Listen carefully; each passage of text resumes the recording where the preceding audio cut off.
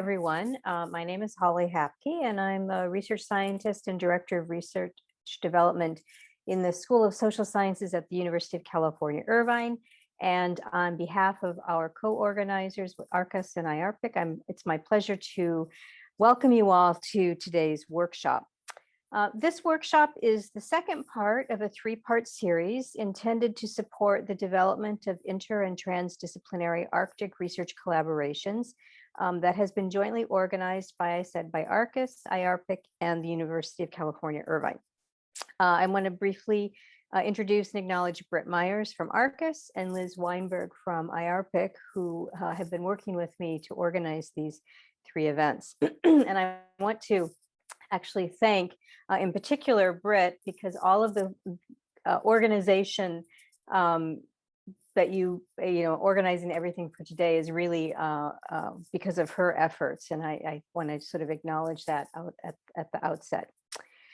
Today's workshop is also an extension of a two-day workshop conducted at UCIrvine in the fall of 2019 that focused on transdisciplinary research on Arctic environmental change and enhancing capacity for convergence. That workshop was inspired in part by the U.S. National Science Foundation's Navigating the New Arctic Big Idea, but also more generally by a realization that understanding and adapting to rapid and wide-scale changes unfolding in the Arctic will require not only new research frameworks that cross-cut Western scientific disciplines, but also constructive and equitable engagement with indigenous science, traditional ecological knowledge, and local communities.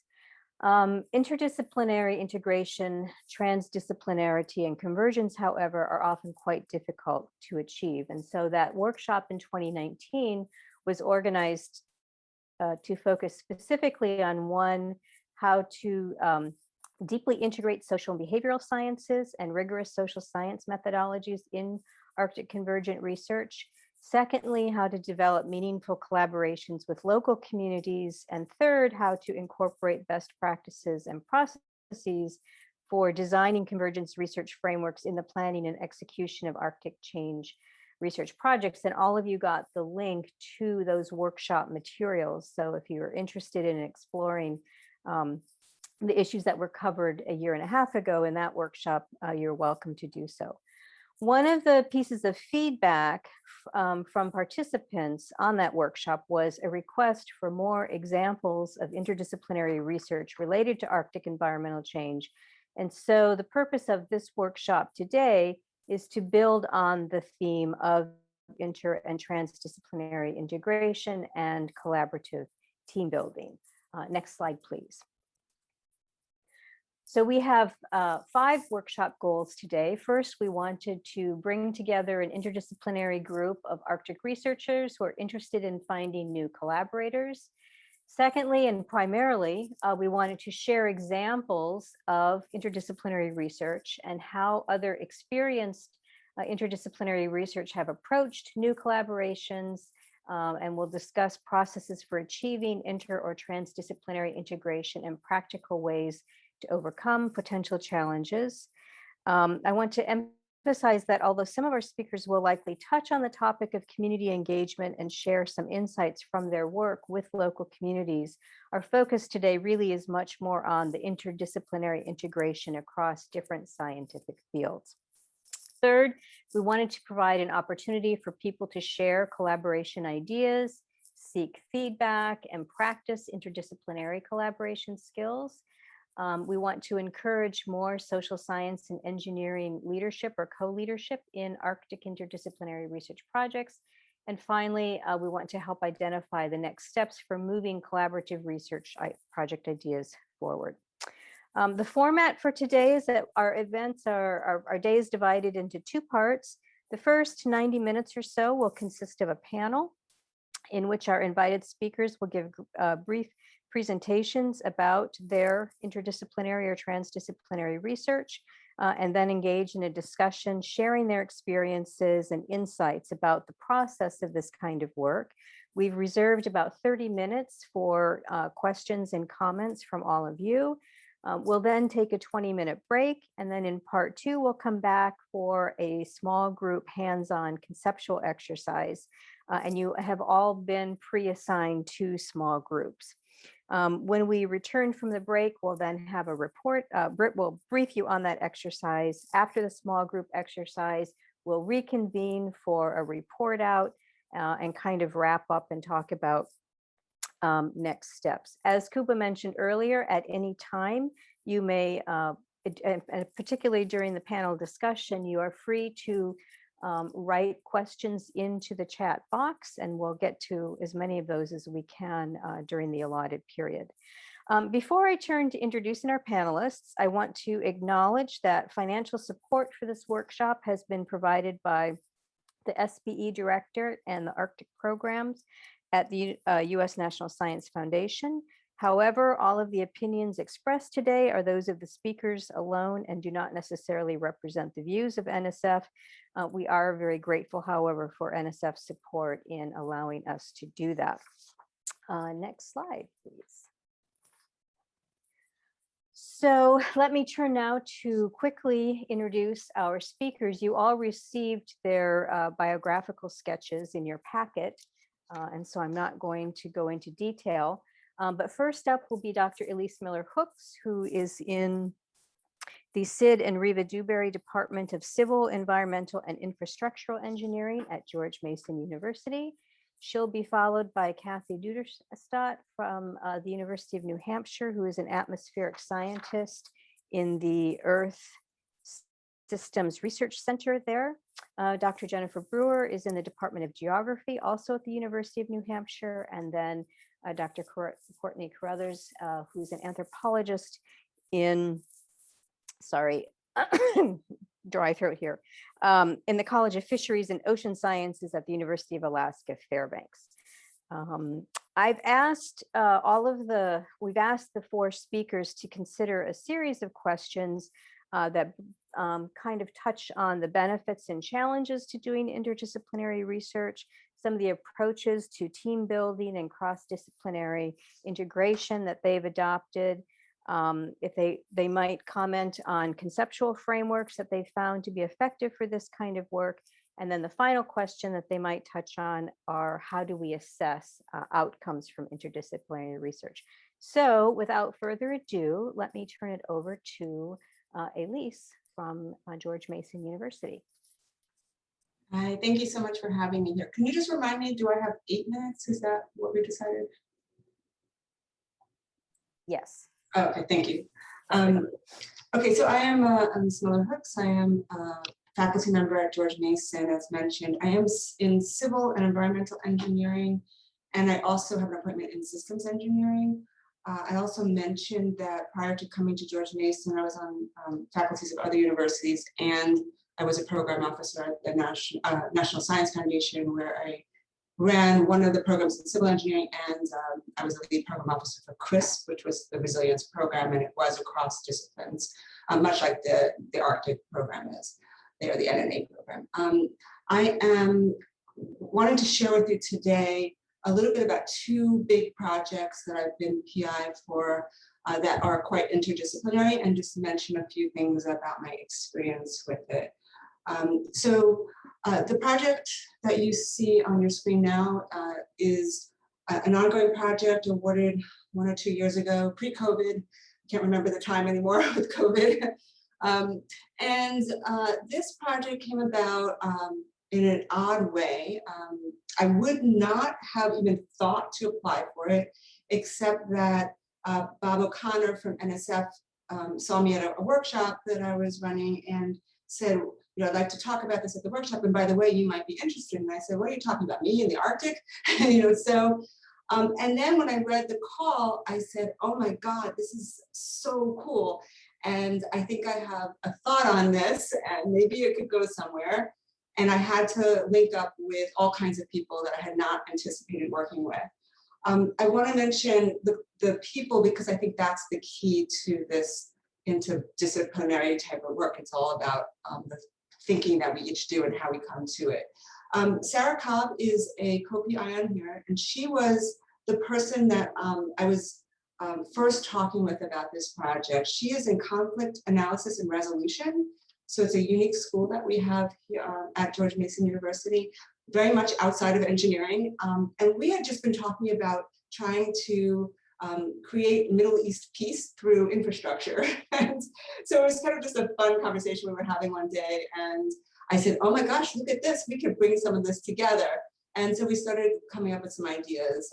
And from there, we ended up contacting a number of people and forming a group. Celso Ferreira is a colleague of mine in civil engineering, but I'm in transportation. He's in the water area and geophysics kinds of problems. Anne Garland is an anthropologist with a nonprofit and has been very active in Arctic research for many, many years. Sorry, the garbage truck just came as you introduced me. I think it's off my block now. Jinlun Zhang is an ice physicist, and Tom Ravens is an expert in structures and the geophysics kinds of work where it interplays with ice. And Ralph Punt is a consultant we brought on who keeps us real. So he is someone who has navigated the Arctic and actually moves his ships through it and teaches classes on how to navigate the Arctic. So this team is sort of eclectic, and we're coming at all different kinds of things, but what I was trying to do in coming up with the idea that would pull it all together was to think about the Arctic from a global perspective and the ramifications of any action, any changes in the number of vessels that might pass through the Arctic on the local people and the water and the environment and all these things, but also the reverberations around the world. So we took a very big global perspective. And so I think this is a really interesting project and one that's been going extremely well in terms of interdisciplinary work and transdisciplinary work. And I want to talk about the next slide very briefly. This is a project, this is the precursor to CRISP. Before that resilience program came out, it was called RIPS for 1 year, and I led a team in that area. And you'll see a list of people here who are involved. And again, mentioning who they were, I think is important. Brooke Fisher, I was at the University of Maryland at the time when Brooke Fisher came on. Actually, somebody before her came on and then moved out, and then Brooke came in. And she is working communications of risk. So it's a more social science type of topic. Joanne Nigg is from the Disaster Center, I don't know exactly what it's called, at University of Delaware, and also in social sciences. Johns Hopkins, the lead there in the collaboration with Judy Matrani-Reiser, and she now is leading efforts that relate to this topic at NIST. And Matthew Green, who is our computer scientist, and Rachel Davidson played a small role in the project, coming from engineering, but working at the cusp of social sciences and engineering. So this project, I think, you know, I want to say that it was more natural to bring everyone together in many ways, but it wasn't quite as effective in bringing everyone together. And maybe that was because I learned from this experience and was able now in this Arctic work to do something a little different, or maybe that's something about the topic that changes how we integrate our work. In this program, RIPS and CRISP, what's interesting is that NSF, they required at the time that you have a person from the SBE program, Social Behavioral Economic Sciences, I think it was called.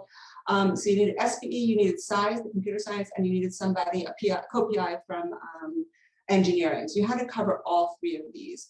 And so I think many of these projects brought people together, but it wasn't always as natural as it was, I think, in the NNA project, where we weren't forced to do it, but we needed to do it. So I'll just mention a couple of things. We were asked many, many questions about how successful were we, what did we use to plan these things at Y, you know, all kinds of questions about this, you know, how do we come to transdisciplinary research? And my only reaction, I've thought about this for days now, and I truly just think it's fun, it's interesting, you know, working with people who have different perspectives opens your mind to all kinds of new things. And then when you get together and you know, come up with different ideas and play with the ideas with each other, you create things you never would have created by yourself. And I think that's the power of it. The difficulty of it is that we are not rewarded for transdisciplinary research. For example, you're going up for tenure. If you're in engineering and you start doing a lot of social sciences, or your stuff is on that border, you may not get tenure just because your work will not be seen as so technical. If you're in social sciences, you might look at the engineering piece of it as sort of the, like, I don't know, that's just some black box. We're really going to study something for real, you know? And so the perspectives are really different. The contributions have to be different. And so it's sometimes hard to have something that works within academia that everyone can actually succeed with. For me, I think one of the things is I've been in academia 25 years, 26 years, and I don't have to worry about that anymore. I don't care what anyone thinks of my work, and so that's helpful. But early in your career, you have to care and be careful with this kind of stuff. The other thing I'd say is one thing I learned from the first project, and I think I probably have to wrap up, is that regular meetings, like really regular meetings, every couple of weeks, every month, are critical to really getting to know each other and understanding what each other's doing in a deeper way, and actually making things work, that you're not just working side by side, each taking your own money, doing your own thing, and it kind of goes together. And you know, if you really want to make it happen, you have to have a lot of interaction. And I'll end there. I think I've used up my time. Thank you for having me. Okay, next is Kathy. Great. Can you hear me? Yes, Yeah. can you Yes. hear me? Oh, Yes. okay, good. Thank you. Yeah, so I'm Kathy Duderstadt from the University of New Hampshire. And first of all, I do want to thank Holly and Britt and the panelists and the audience for being here today. And I'm really excited about the breakout session and meeting everyone who's here and talking more about interdisciplinary collaborations. So I'm just going to present a few of the projects that I've been involved with, and through the slides, I will reference a couple metaphors that are often used. Leaky pipelines in terms of women in STEM, particularly in the tenure track, you know, from undergraduate student to faculty, and then disciplinary silos and breaking through those. So next slide. So I myself leaked out of the pipeline just after graduate school because life happens. And because of that, actually, I've had a lot of opportunities to participate in interdisciplinary collaborations, not only in research, but elsewhere in life. Next slide. So the reason that I'm involved in Arctic-related discussions is because of this project. So this was about, maybe 7 or 8 years ago. I had the opportunity, I was approached by some space scientists who were working on a project called Sun to Ice, which was an NSF FESD project. And so the space scientists were really interested in using ice cores from Greenland and nitrate, the nitrate spikes that they saw in those ice cores, to study the frequency and strength of solar storms in order to try to predict what are the largest solar storms we might experience to prepare society to respond to those. So it turns out that there was a 30-year controversy between the space scientists and the glaciology communities of whether you could use these nitrate spikes in Greenland ice cores to actually study solar storms in the historic past. And so they brought me in as an atmospheric scientist and asked if I could run a global climate model, a global atmospheric model, to try to simulate these this nitrate coming down from solar protons into the ice. And so I said yes. And next slide. And so what came out of this was a publication that stressed that nitrate ion spikes and ice cores are not suitable proxies for solar proton events. Not exactly what the space scientists were hoping to hear, but the argument was strong enough that it really has pretty much ended this 30-year controversy. So that's how I became involved in the Arctic room. And the one tip I would say for anyone who wants to start to become involved in interdisciplinary collaborations is to look for that seat, empty seat. Look for the table with the empty seat. And also, as you start to learn how to collaborate more with other disciplines, I find used textbooks are amazing, and particularly old used textbooks. So if you can find something that the people you worked with learned from, then you can just kind of skim through it and start to develop some of the language that they're using in the discussions. Next slide. So another, so because of that, because I was in the room with a bunch of Arctic discussions, I was encouraged to lead an effort from the University of New Hampshire to respond to this call for Convergence research workshops. So we led an NSF-funded Convergence Navigating the New Arctic workshop, primarily to understand what this new concept of convergence was and how this might relate to Arctic research going on across the university and indeed across New England. So we held this regional workshop bringing together Arctic researchers from across New England to try to get at this idea of how do you converge disciplines and how do you come up with new interdisciplinary convergent research initiatives. And so the tip here is to say yes to opportunities. A lot of people these days are saying no. So there's a lot of opportunity to lead things and to be a part of things if you say yes. Next slide. And so out of that has come the New England Arctic Network. So we're still around 3 years later. And in terms of this, I would just recommend to keep inviting people back because people have busy schedules, but they will come back. And so if you keep inviting people, even if sometimes you're the only one in the room, keep reaching out and keep having events and keep inviting people back, they will come. And also you need to attend other people's events. So it's a two-way street, you know, in terms of if they come to your event, you can drive 3 hours and go to theirs. And actually that the relationships develop even stronger that way. Next slide. And so here's an international event that kind of came on the heels of these two other ones. This was the Arctic Science Integration Quest that was led by some researchers at Stockholm University and involved 6 universities from 4 countries. And their idea was once again to bring together a diverse group of Arctic researchers. And this hope the magic happens and that you can identify common goals and collaborative research initiatives to get at this convergence research idea. And the particular theme they chose was Arctic waters, and they used the frame of the UN Sustainable Development Goals, but that's kind of all the guidance that they gave. Next slide.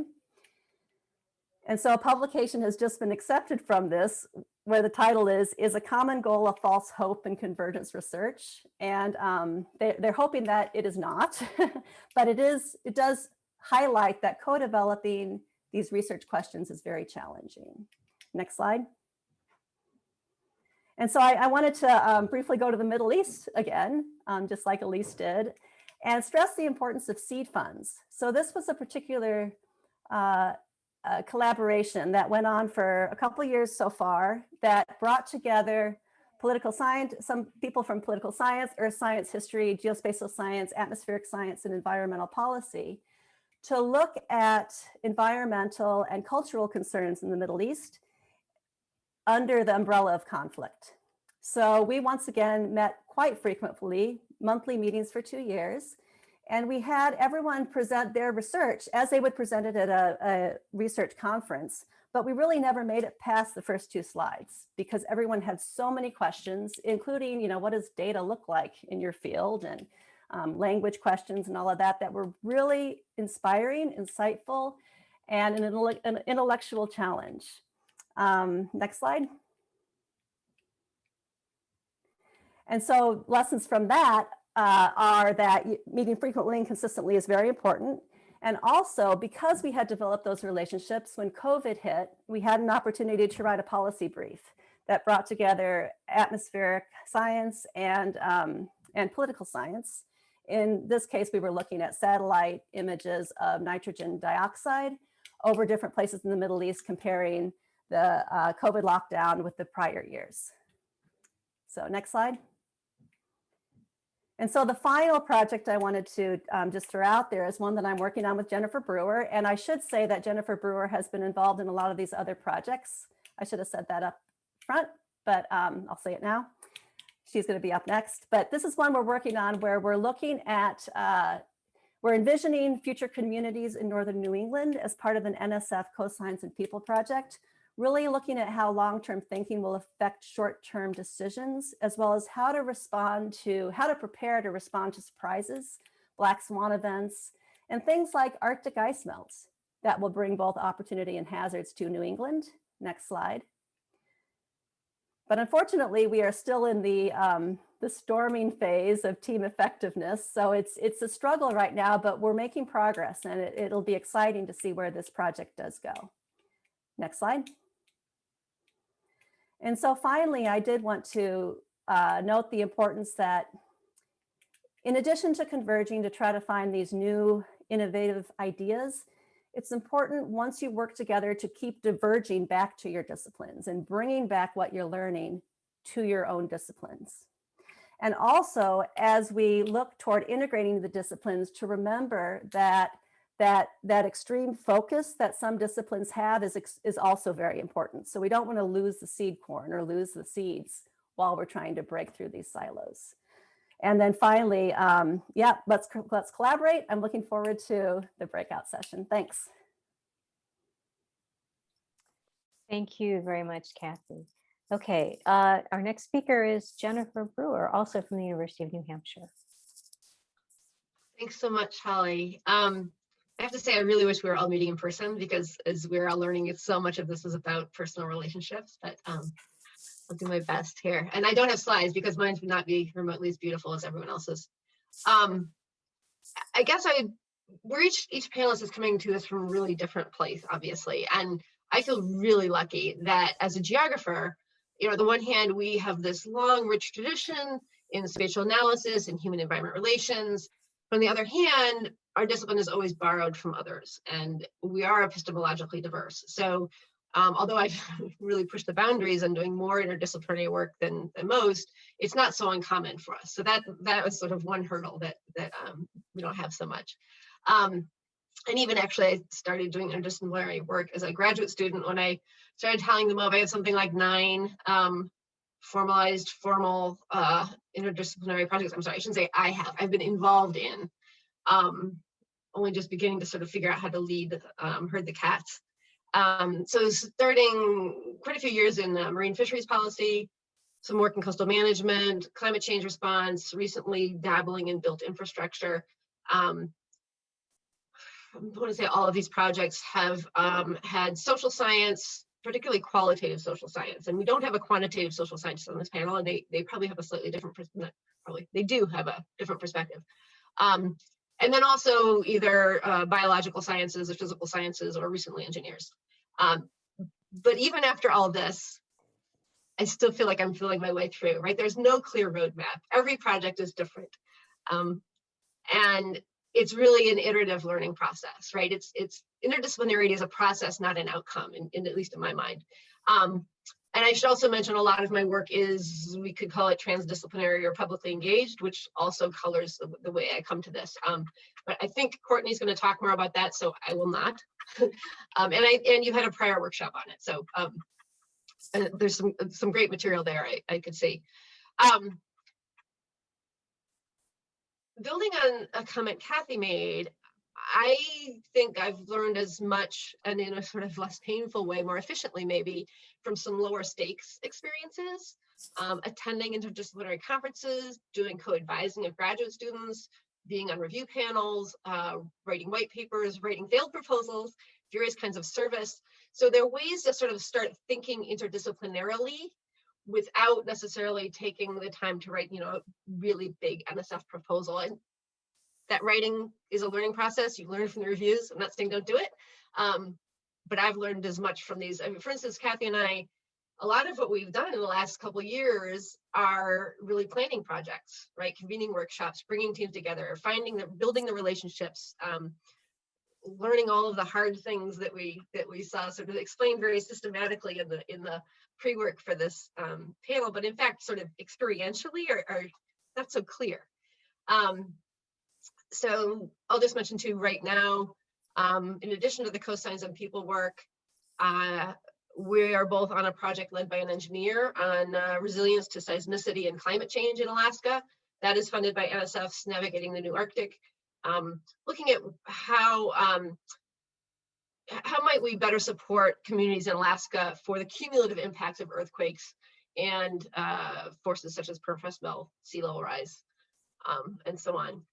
Another one we're working on is, we call it Circuits, Convergent Climate Response in Coastal Urbanization. That is an internally funded working group. So it's really just about the relationship building. The idea is to produce some white papers, start working on proposals, maybe get the proposals written, but we're still really getting to know each other and making that time. And we're actually really lucky that our institution has realized, look, to do this well takes time and investment, and we're going to support you for that. And feel free to cut me off if I run over, Holly. Okay.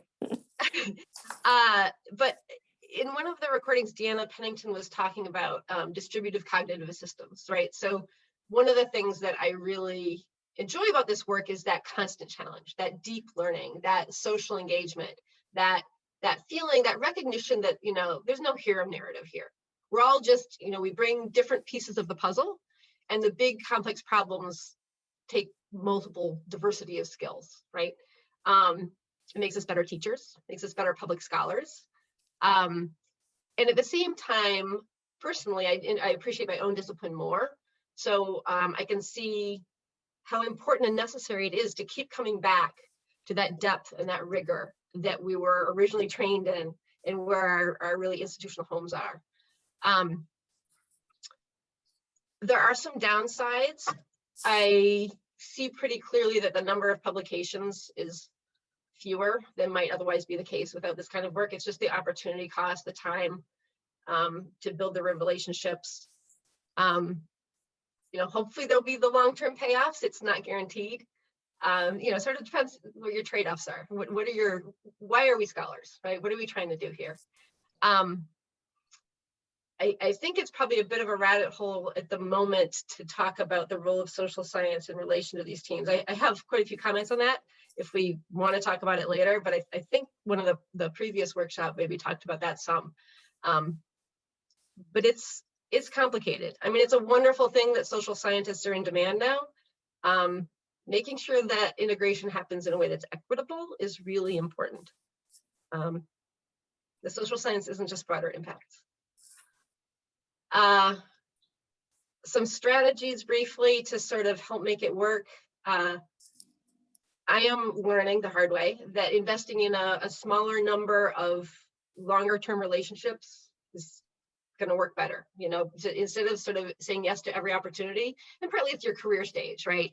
When you get to be mid-career or so, you can say no once in a while. I look to work with people who are nice, because you're going to be wrestling with hard problems with these folks. People who think really rigorously, which is not always directly correlated with their sort of professional stature.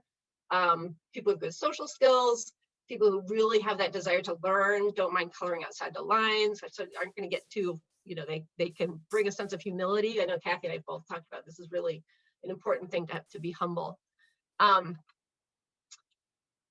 And group process is such an issue. I mean, the pre-work talked about this quite a bit, but you know, in a bigger grant, if you have the money, maybe budget for a facilitator. And if not, at least be aware of, you know, different disciplines have different authorship traditions, different teaching responsibilities, different availability of other funding, different mentoring sort of relationships with grad students. Among those differences, there is, if you're doing qualitative social science along with biophysical, you will have, or even quantitative social science, although we're sort of used to dealing with that. There is a tough relationship between inductive and deductive research design. And if you don't lay that out early, it's gonna be the elephant in the living room, and it's gonna take a long time to figure out that you have to work through it. You're never gonna figure it out perfectly. They're to some extent incommensurable, but find a way to use that tension for the better, right? And I guess the last thing I would say is set some achievable goals, because it is hard, and you want some wins, right? Whether it's a small publication, whether it's you know, a planning grant that isn't a lot of money, but you think you'll get it. Just kind of get some low-hanging fruit, get the momentum going. We can't all aspire to have the, you know, multi-million-dollar transdisciplinary project from the get-go. All right. Thank you. And now Courtney. Thank you, everyone. Yeah, good morning. Really nice to see some familiar faces and some new names. Yes, I'm Courtney Carruthers. I'm a professor of fisheries at the University of Alaska Fairbanks. Our main campus is Trothieta, which is in the traditional homelands of the Lower Tanana Dene people. I live and work in Anchorage, Alaska, which is in the homelands of the Dena'ina peoples. And I think it's really important when I introduce my work to honor and acknowledge the long-term and ongoing stewardship that Indigenous people have had in the lands that I settle in now, and really have tried to center my work on advancing self-determination and equity for Indigenous peoples in their homelands. I'm very grateful. I come here, very honored to join this amazing group of women organizing and sort of hosting this panel. I've really been inspired by what's been shared already in some of our planning meetings as well.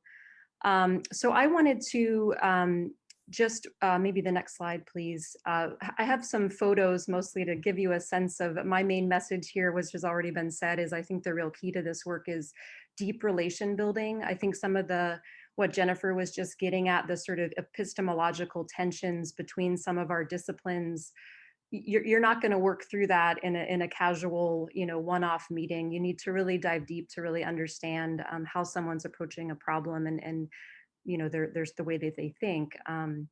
So in my work, I've been really blessed to work alongside Western scholars from many disciplines, but many Indigenous scholars as well. And our coming to know each other is even deeper. It's not just the epistemology. How do we know? What counts as proof? What do we take as valid? But our own ontologies, like the nature of how we think about human beings, the nature of how we think about animals, and what's the role of humans in the world, in this work. Those can be incredibly divergent, and it's really hard to come together if you haven't been able to dive deep and recognize that pluralism and respect it, not try to, validate one way of knowing, one way of being with another, because that sort of produces that, colonial type mindset that we're really trying to address in some of our work in the social sciences. So this is a selection of photos from some work that was generated with a project called the State of Alaska Salmon and People project. We had over 100 scientists and Indigenous scientists as well, part of that group. We were blessed with funding to meet in person, multi-day, like week-long workshops. We met in Santa Barbara at the NC's National Center for Ecological Analysis and Synthesis. So we had these incredible meetings right off the bat, a bunch of Alaskans. We were all very excited to go to Santa Barbara in January.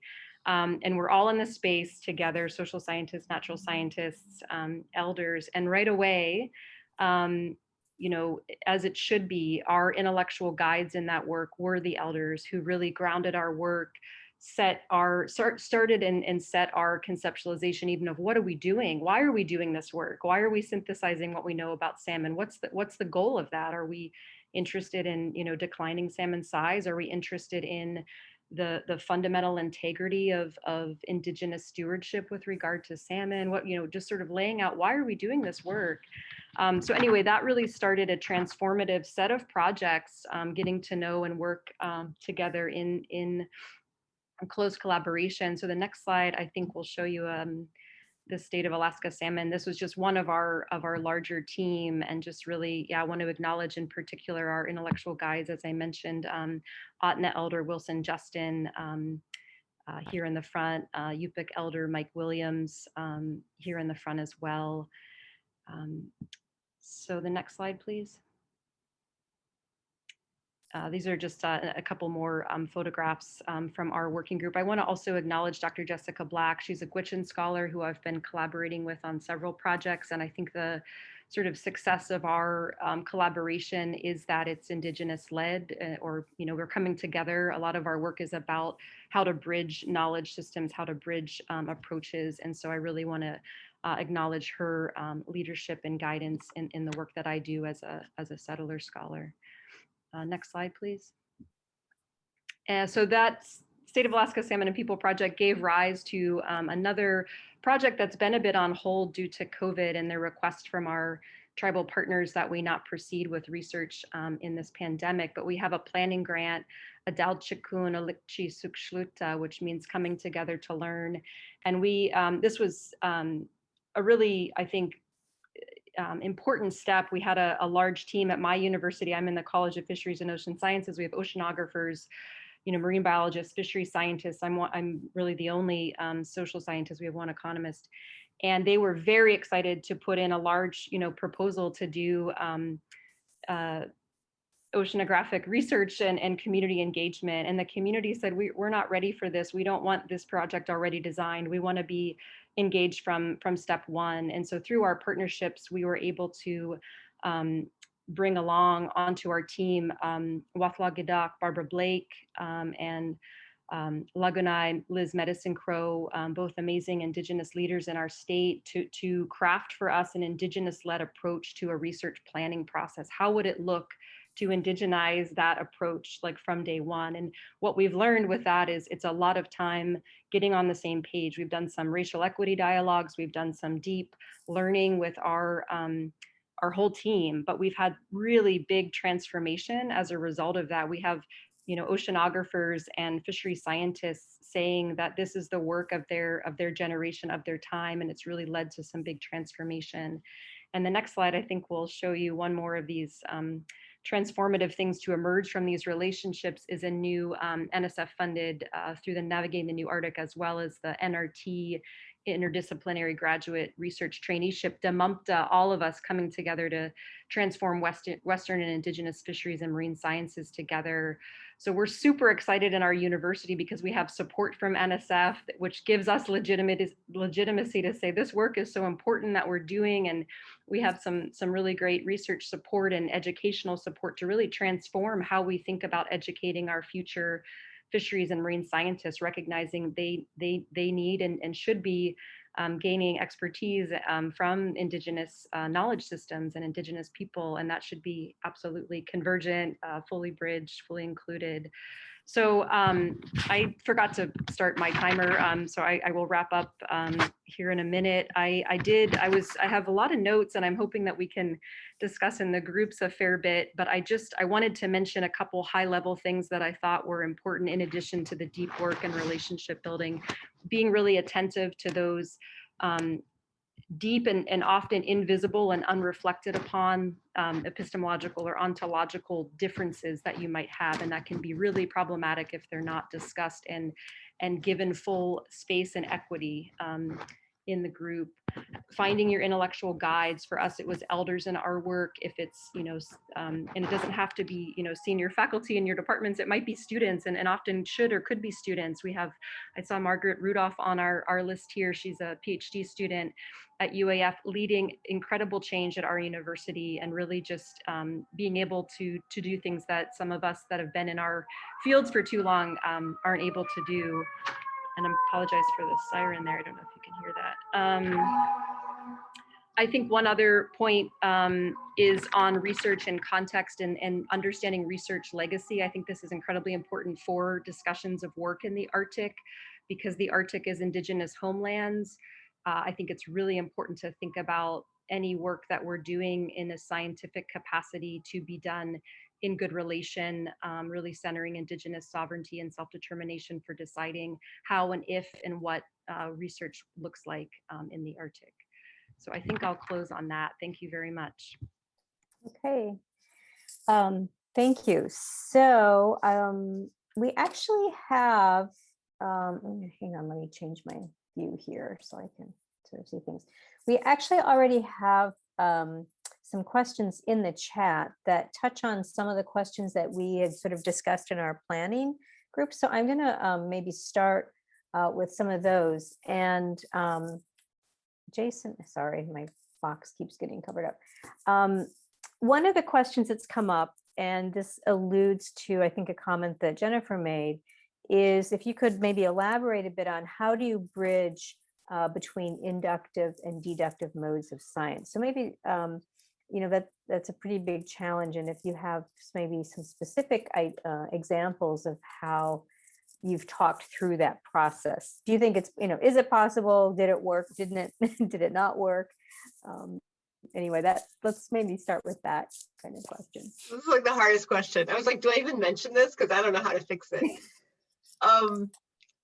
Like I said, get it out of the table. I mean, I've seen project after project not get to this conversation until weeks, months, even years into trying to work together.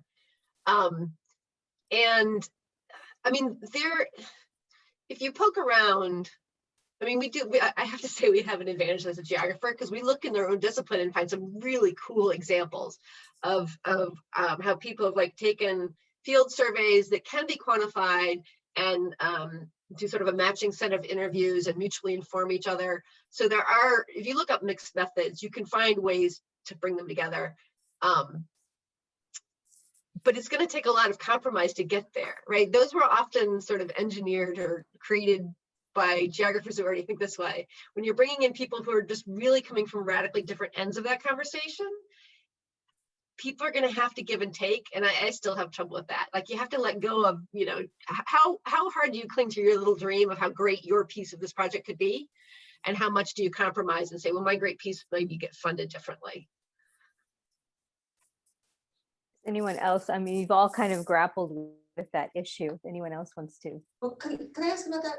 So how do you think that relates to the deductive inductive question? I'm an engineer, I'm very literal, so trying to understand that. In part, I'm trying to understand that because when I started work as a young professor, everything I did was inductive, and you like build all your arguments inductively. And now I'm learning and teaching everyone to flip it and do everything deductively. And that as I work in health topics, it's even more so. You give the answer and then you figure out, okay, how do I support it? So I'm just really curious about where you're coming from and what you're thinking here. That's interesting to hear you say that, Elise, because I would have assumed the opposite. And I think one of the reasons that Kathy and I work together a lot is because she comes from a more deductive tradition and I come from the inductive. And so we're constantly on any project, we're constantly like, I tend to be like veering off into all this extra weird stuff, right? She's like pulling us back, and we have to structure this, we have to organize this. What are our goals? You know, let's score some wins here. And I guess, the underlying reality is that we all do a little of both, right? Even inductive researchers have a little bit of deductiveness to us, and even the deductive researchers have a little bit of the inductive. And I think it's maybe sort of respecting that and finding some model that accommodates. No, Courtney, have you, or Kathy, either of you? Yeah, I guess I can chime in. I was thinking about this tension, maybe a little less of deductive, inductive, but certainly I think that applies, but also around this kind of, do you accept objective reality, right? Or do you believe in sort of subjectivity is really important, and you can't, like, the sort of subjective objective dichotomy comes up a lot. Like in my work with economists, for example, I talk about, you know, ethnographic work with fishermen on boats. Their subjective perceptions of safety are decreased, you know, following a policy change. And the economists say, well, that's false. You know, that there's less death at sea. Like this is an objective measure. We have this measure, it's objective. That's false. And so my tension, this grown zone of interdisciplinary work, is trying to get them to understand, if somebody doesn't feel safe on a boat for whatever reason they have, that's valid, that counts. Like people's feelings, people's subjective feelings are data, they count. It's not this easy black, white, yes, no, truth, capital T. And so I think that kind of the needing to validate ethnographic, inductive, qualitative research with norms of a very different approach to understanding what counts as valid or not. To me, it's offensive. I don't want to work with people who aren't willing to kind of accept that other scientific disciplines have their own traditions of what counts as valid or not. And that's where I think it should be. I think each, you know, whether it's a knowledge system, you know, whether it's indigenous knowledge has its own way of validating expertise and knowing, like, this is valid knowledge and this isn't. Same in economics, same in, you know, civil engineering or cultural geography, right? So just recognizing it's like epistemological policing, I think, happens a lot to social scientists and to also indigenous knowledge systems because of this obsession with like quantification, numbers, values, you know, ways of testing. Yeah. One of the things I think is so interesting here is, okay, so Michael wrote in the chat, what's inductive versus deductive? And I think what's happening here is we're using these words also from very different perspectives, which is exactly what happens on my teams. We don't fully understand each other. And so I think this is fascinating to hear what how you're interpreting these words, and it's different from anything I've ever used it in, but I think it's really cool. So, but I'm not 100% sure I even understand, you know, so I think it's interesting. You know, there's some people trying to answer, but we'll probably get 10 different answers from 10 different perspectives.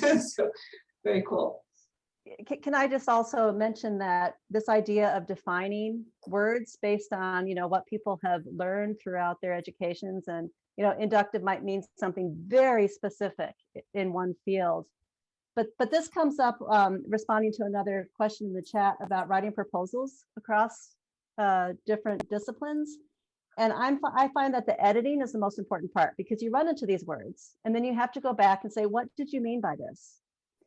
And sometimes the person says, well, you know, everyone knows what that means. But actually delving into that, what is inductive, what is deductive, is where a lot of the convergence happens, where a lot of this understanding happens, because you're forced to go back and you're forced to redefine it. So it seems sort of one of the general takeaways from this kind of line of discussion is that what's really required is a lot of time talking among the team members, talking about how terms are defined, what kinds of questions, you know, how you approach a particular issue, like, you know, what's your kind of question base, and then you know, being open and recognizing that there are different ways, even the same term. So, for example, I worked with a group that's doing a project on compound flooding, and it was that term was introduced from engineering perspective. And in the conversation with this engineer, I said, well, yeah, but you know, from a social science perspective, all flood events are compound events. And so, and that by my comment on that just sort of opened up a whole line of discussion and opened up, you know, the conceptual framework to sort of think about that and to recognize, and then to engage in a process of discussing to kind of hone down, okay, so what do we want, you know, to do? And ultimately, I think what the process should result in is reformulating questions. So the kinds of research questions that individual scientists or that scientists pose from their individual disciplines would ideally will change over time, so that you can come to a broader, more integrated kind of, you know, a completely different maybe framing of the question. Great. I wanted to kind of go back to a comment that Elise made when you mentioned in one of your projects about taking a global perspective. And I'm wondering how that taking a global perspective, kind of a little, if you could elaborate a little bit more on what you meant by that, and how you think that influenced how you approach the development of the interdisciplinary project, formation of that project, and how did people come together in that context? So I think I couldn't have come at it a different way. I wasn't doing research in the Arctic, and I was doing research on maritime transport and working with the Port of Singapore in particular, which is like an international hub. And I started thinking that if the Arctic passageways opened, the Port of Singapore, and Singapore as a country where I've been visiting quite often, would be in trouble. It's a country that just defined itself as a transshipment country for all purposes. And so like 85 or 88% or something like this of their goods that come to their port and leave are transshipment. They don't actually stay or emanate from there. And so they serve this like hub purpose. And now you shift those flows, you shift the options, and all of a sudden everything in the world is going to shift. Singapore might be in trouble. So I started coming at it from that perspective and thinking about, well, what do I need to study this? Who do I need? What's important? And then starting to bring people in and see who they knew, and reaching, and everybody had little tentacles all over the place. And so it's, you know, using everybody's networks to try to bring the right people together to ask interesting questions. And so we are maybe the only team taking a global perspective, and boy, there's a lot of people who like it. So we've been collecting people around the globe on our team, sort of, like all these people want to participate with us from all different, you know, groups. And it's been phenomenal. It's really, really neat to think about it. And you can't study these things without the many perspectives. So I think even just going back to this conversation of inductive versus deductive, not that those words matter so much for what I'm thinking about, but just the fact that we can sit here and for 5 minutes talk about these different words, and all of a sudden I have a new way of thinking. And now I take that back to my field and I try to impose it on it, and I get new ideas that maybe people hadn't been thinking about. And so that to me is where the transdisciplinary work makes a big impact. So it's not really that I brought an anthropologist in and that we can study, you know, what the impacts on culture is. It's more that I'm doing my engineering now, thinking about how they come at it, what the local people are thinking about it. It's just like many, many more perspectives on the same problem. Any other comments on that issue?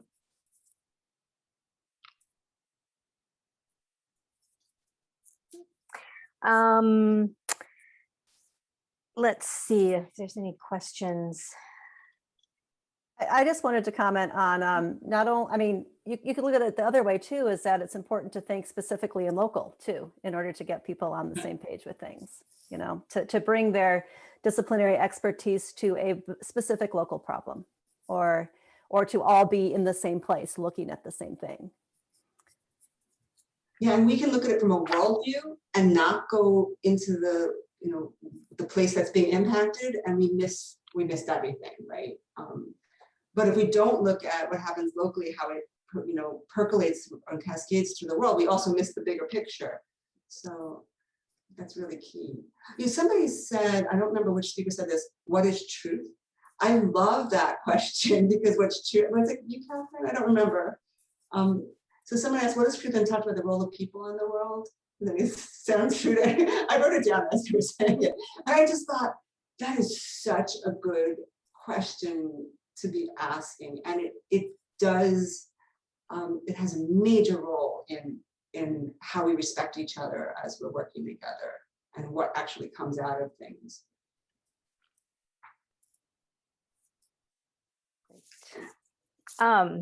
Jennifer, I wanted to know, you made a comment about sort of the role of social science in these teams, and particularly, you know, what the literature on interdisciplinary environmental change research tells us is that oftentimes social science gets tacked on at the end, or even when it's there at the outset, it's in a kind of secondary position. And so I wanted to offer you the opportunity to elaborate a little bit on what, and Courtney as well as a social scientist, and anyone else who wants to sort of chime in on your reflections on that.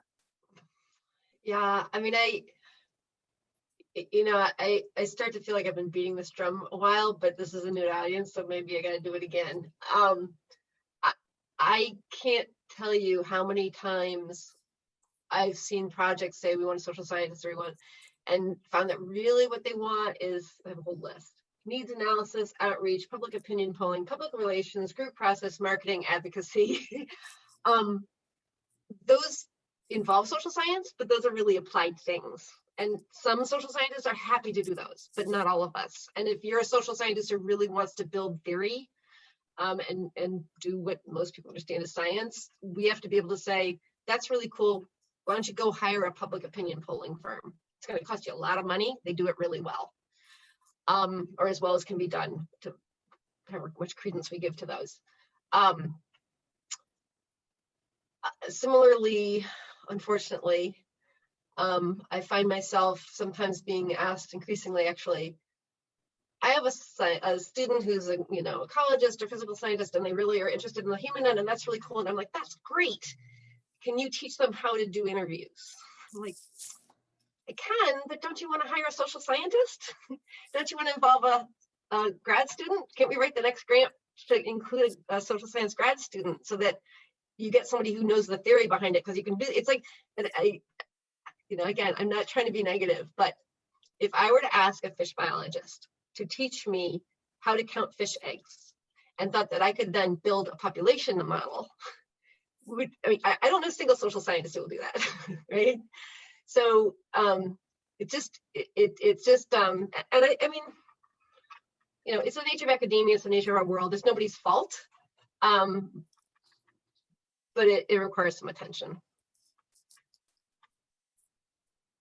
Can chime in a little to follow on that, Jennifer. I like that fish egg metaphor. Mine is about like oceanography, or like how inappropriate would it be as a social scientist to be like, oh yeah, I'm here on the ocean, I'm just going to take a couple samples, and write that up in my paper. And you see that so much, especially in our fisheries literature. There's a ecologist doing some work, and they talk to a few people, and then they include those interviews as it's just like with no training, absolutely no training and there's a couple papers actually that have been published about this topic of sort of overreach, out of your lane kind of stuff. So I think for me, the challenge, I've been on large interdisciplinary social science teams. When there's a critical mass of social scientists together, some great stuff happens, and we all kind of are on the same page about that sort of epistemological policing. When I'm the lone social scientist, like even in my faculty, I work with some colleagues very closely, and we're getting to more of an interdisciplinary place. But when you're one person in a room of 20, you keep saying things and no one even knows how to deal with that, and there's no support. And so I think that and again, I don't want to come across as, I hope I'm not offending anyone in the natural and physical sciences. I think I really welcome those scientists who want to work alongside social scientists, but recognizing we have our expertise, and it's really that sort of, and sometimes it can be quite different, so it's, yeah. Thanks. Kathy, I wanted to ask you a question, if you could elaborate. You had a kind of, and actually anyone can join in on this, but you mentioned a strategy for learning the language of other disciplines and looking at old textbooks. And I'm wondering if any of you have developed other strategies to help you learn the language of other disciplines, or if Kathy, you have any other examples. Yeah, I'll give you one other example. I'm very proud. I just earned my certificate from edX in qualitative methods. And so I took this little mini course, and it gives me just enough information to understand how much work it is, right? And to appreciate the expertise that Jennifer brings to this project that we're doing. So there's a lot out there. There are YouTube videos, there are all the TED Talks, and but I really like the old textbooks. And a lot of times you'll start with a textbook that's this big, and then these days after revisions it's this big. So go with this one. Because that really gives you kind of the framework of how different disciplines are thinking. Even if you don't understand the whole textbook, just flipping through it, I think is useful. And do your homework. I mean, don't expect just to be able to meet someone without reading their papers or without diving into their discipline and be able to understand what they're doing. Any other strategies that? My quick and easy go-to, which isn't so quick and easy, is National Research Council reports, National Academy of Sciences. I mean, they are like state-of-the-art transdisciplinary lit reviews. And personally, I mean, if I find the right report, I can read like a paragraph, I'm like, oh, there's a great proposal right there. Because it just sort of gets the, primes the pump.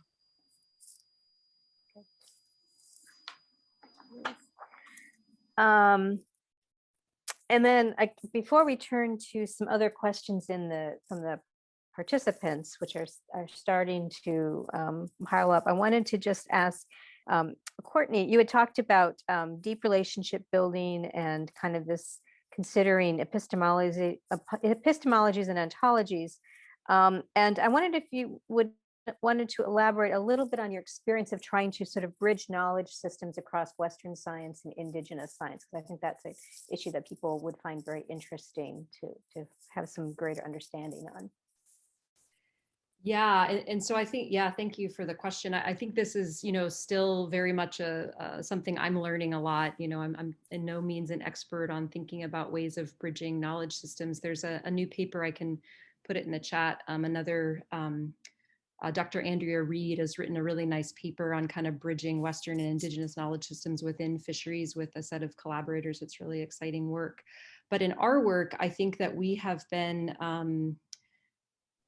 I think the thing too is because of the inequity in sort of who's been given legitimate expertise status in some of these groups, we have taken the step to sort of make equity center. So we, having the elders be our guides in this work and really shape how everything looks. So I think that's one piece of recognizing and letting Indigenous knowledge systems guide the work rather than the other way around. So this sort of, I think we've really tried to move away in our work of the sort of collection of traditional knowledge, and this would inform, a hypothesis, or this would plug in or be validated in a model, but really recognizing the Indigenous knowledge is its own intact knowledge system. And in fact, it shouldn't really plug and chug in that model. That's like a really different thing. We're looking at this right now with the Kuskokwim River, which is the homelands of many tribes who've lived there for 10,000 plus years.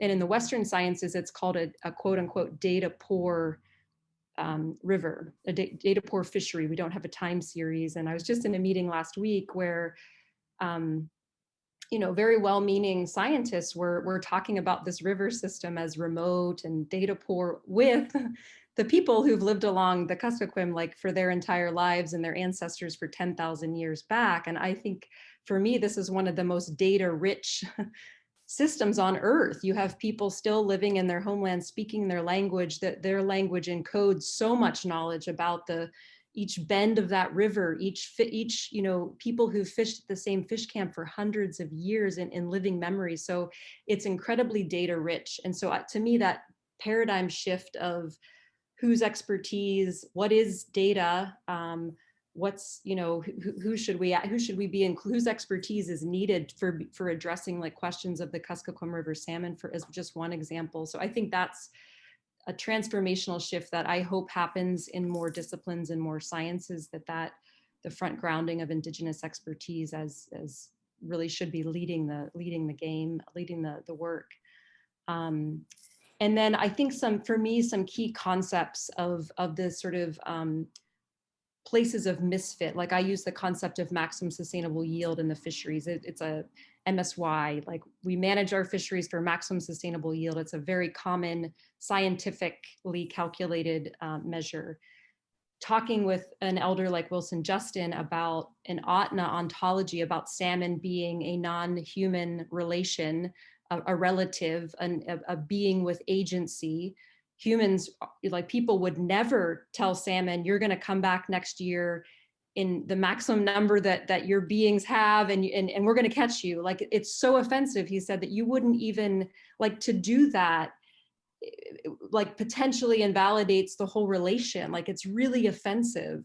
And so to be able to have scientists shift to they think about this objective measure, this is an objective numerical number, it's not politics, it's a number, deeply offensive to another worldview, another way of seeing fish. So you're never going to get that to merge, right? They're totally different ways of viewing it. So for us, we try to just recognize that pluralism, give validity to it, recognize that, systems of science and management should address that there's these tensions, and not try to subsume everything in sort of a Western approach.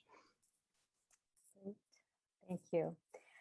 We have a question in the chat from Jason that asks, what are the benefits or reasons for using a facilitator for an interdisciplinary meeting? And I think Jennifer, you might have advocated for that. I did, and I know Kathy has experience similar to mine, so she may have comments and others. I mean, if you go try and find a sort of an outside facilitator, it's going to cost some money. It's not that cheap. But I'm actually right now taking an online facilitation course, not just not like a 1 or 2 hour thing, but a few sessions. I don't consider myself a great facilitator, right? I can study it from the outside, but I don't do it well.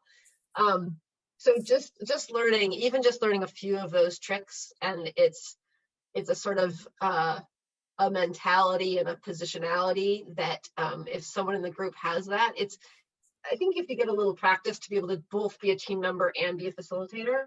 But it's all about these questions of making sure everybody has time to speak, making sure all these different viewpoints get airtime, making sure that, whatever tensions or conflicts are at least identified. Do we want to explore this? Do we not want to explore this? What were our original goals, by the way? Are we headed back are we getting towards those, or are we off on some other tangent?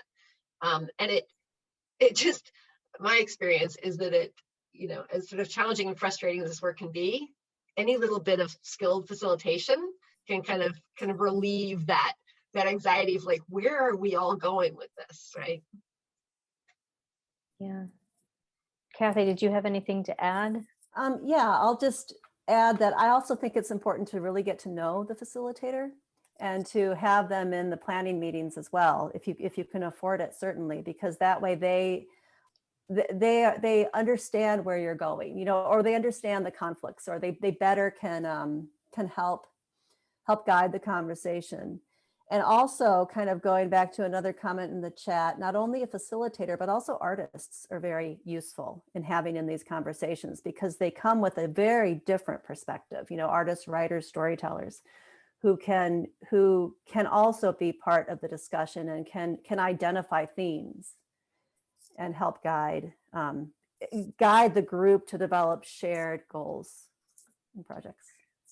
And that actually connects to another question in the chat, which is, have any of you collaborated with an artist on your teams? And presumably, do you have any additional experiences about how that can be beneficial or challenging in its own way? So I had a workshop that I created when I moved to George Mason University about the future of how we think of our built environments. And I brought in an artist to render our ideas at the end of the teaming thing. But everything that we did for the couple of days was trying to, I geared it toward us not owning anything. We all owned it collectively. So I would like have exercises where I would take somebody's idea out of their hand and hand it to somebody else and say, now you run with it. You know, all kinds of weird things I came up with. But the artist, it was cool. It wasn't as helpful on the spot as I thought it would be, but it was helpful at taking the bigger thing that came out and putting sort of putting a wrap around it and being able to have some kind of conclusion that we could all like relate to and touch. You know. Yeah. But you know, the only reason I thought to do that, I didn't know that this could be a thing. I was in art before I got into engineering. So I come at everything from a different perspective. I think I'm an atypical engineer. I don't know. So I struggle with that, right? So I struggle with missing that piece also. And when the more successful, to be successful in engineering, you have to be less like that. You know, you have to be very specific. Anyway. Yeah. Anyone else? Courtney? Yeah, I had posted a couple links in the chat. We were really privileged to work with an artist in our State of Alaska Salmon and People project. And I think it also gets to a really important piece of a lot of work in this interdisciplinary space is how we conceive of a system. Like, how do we think about a salmon system? And the artist that we worked with, an Atna artist, was able to create, you know, his vision of the salmon system. And so just including like spiritual dimensions maybe that we hadn't really thought about in the scientific sense. And then, yeah, Abayuk Moore is a Yupik artist working with us on our Demumta. I was hoping to like unveil our logo at this meeting, but we're still deciding on colors. But she's, you know, through the work of making a logo for our project, you know, we are learning so much about Yupik cosmology, the ways in which like, you know, the sort of symbolic representation of circles, of tides, of the link between salmon and people as kin. Like, it's so exciting to think about this deeper level, you know, knowledge through art. And so recognizing too that, you know, we should be including, you know, all these different kinds of representation. And we're really excited too, because we're hoping to help indigenize some of our campus buildings, which feature prominently, you know, white scientists and not indigenous people. And so we're using art as a way of helping represent that erasure that's continuing to happen in Alaska. Okay. So we have another interesting question in the chat. There's actually several, but one is, do you think there is a gender dimension to collaboration? I cannot help but notice that this is the most female inclusive panel I've been on in months, yet in some projects, gender can overlap with this is from Katie Lavelle. with my participation as a social scientist in terms of treatment, etc. So any comments you have on the gender aspect of interdisciplinary collaborations? I want to say that it's not just that, it's also who's willing to give their time for things like this.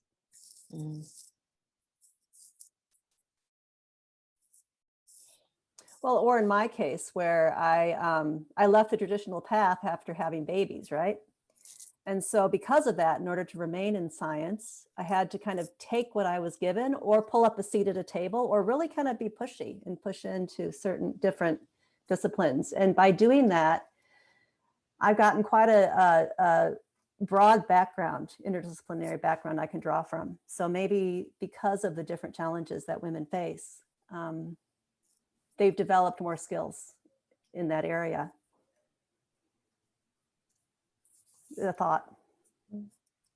Courtney, did you have a comment? You were kind of nodding your head earlier.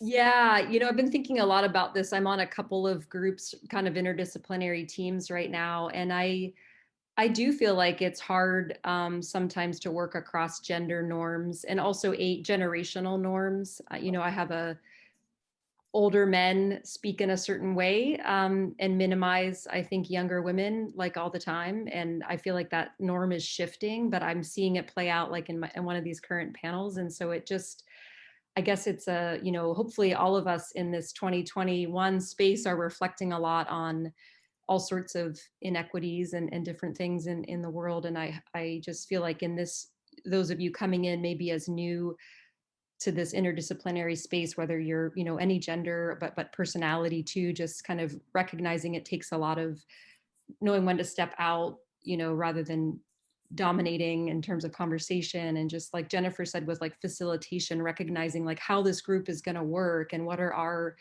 norms and behaviors that we're trying to encourage. And I think that's such an important part of that relation building. Because I can remember who said it, maybe it was in those videos that we watched, but once you've kind of not been able to make a relation, you turn out, you're checked out, right? If somebody is shown to not be a good friend or partner or colleague, you're not gonna, that's collaboration's gonna go nowhere. So yeah. Well, that actually raises a really interesting question about, any of you have thoughts on or experiences of collaborations that haven't worked, and maybe thinking about contrasting why they haven't with respect to those of yours that you feel have worked well?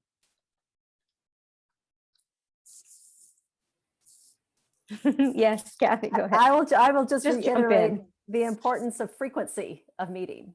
I think that's huge. If you can meet at least once a month and put it on the schedule, that makes a huge difference. I think building trust. So most of the experience that I've had in these transdisciplinary teams, I've been a leader on it. So I'm not generally coming in from a member, I think. So at least not recently, that's in my forefront of my mind. So I find the reason I can help make it work is because I don't have an agenda and people feel like they really are being heard and we need them. And it's really, really important to make everybody feel that they have something to give.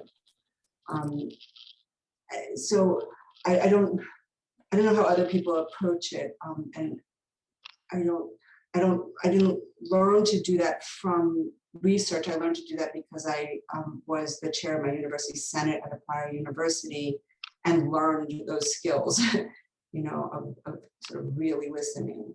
And I think you can bring people along with you, and if they can help shape where you're going and they feel like they have some control of where you're going. And you have to, so in that facilitation role that I think it was Jennifer, people's faces move around. So I think it was Jennifer was mentioning she's starting to do that. That's so, it's not just, how we talk to each other or the mechanics of it. It's that trust that you're building among everyone. Yeah. What, another comment? Sure. I mean, I guess I think of all the projects I've been on as, success as being relative, right? And some are successful in some ways and not others. But echoing Elise, the ones that I can think of that really were the most painful and had the least meaningful outcomes, at least for the investment, it was this question of sort of hierarchical, like whoever initiated the project had a particular vision and was not going to create that space and really allow that decentralized leadership to emerge. And yeah, leave it there. I'm going through the chat and there are some wonderful, really wonderful comments. So if you haven't been looking through those, I invite everyone to take a few minutes and to look on that. So Brett has asked a question: how do you handle that quote, stay in your lane, unquote, need with the desire for convergence?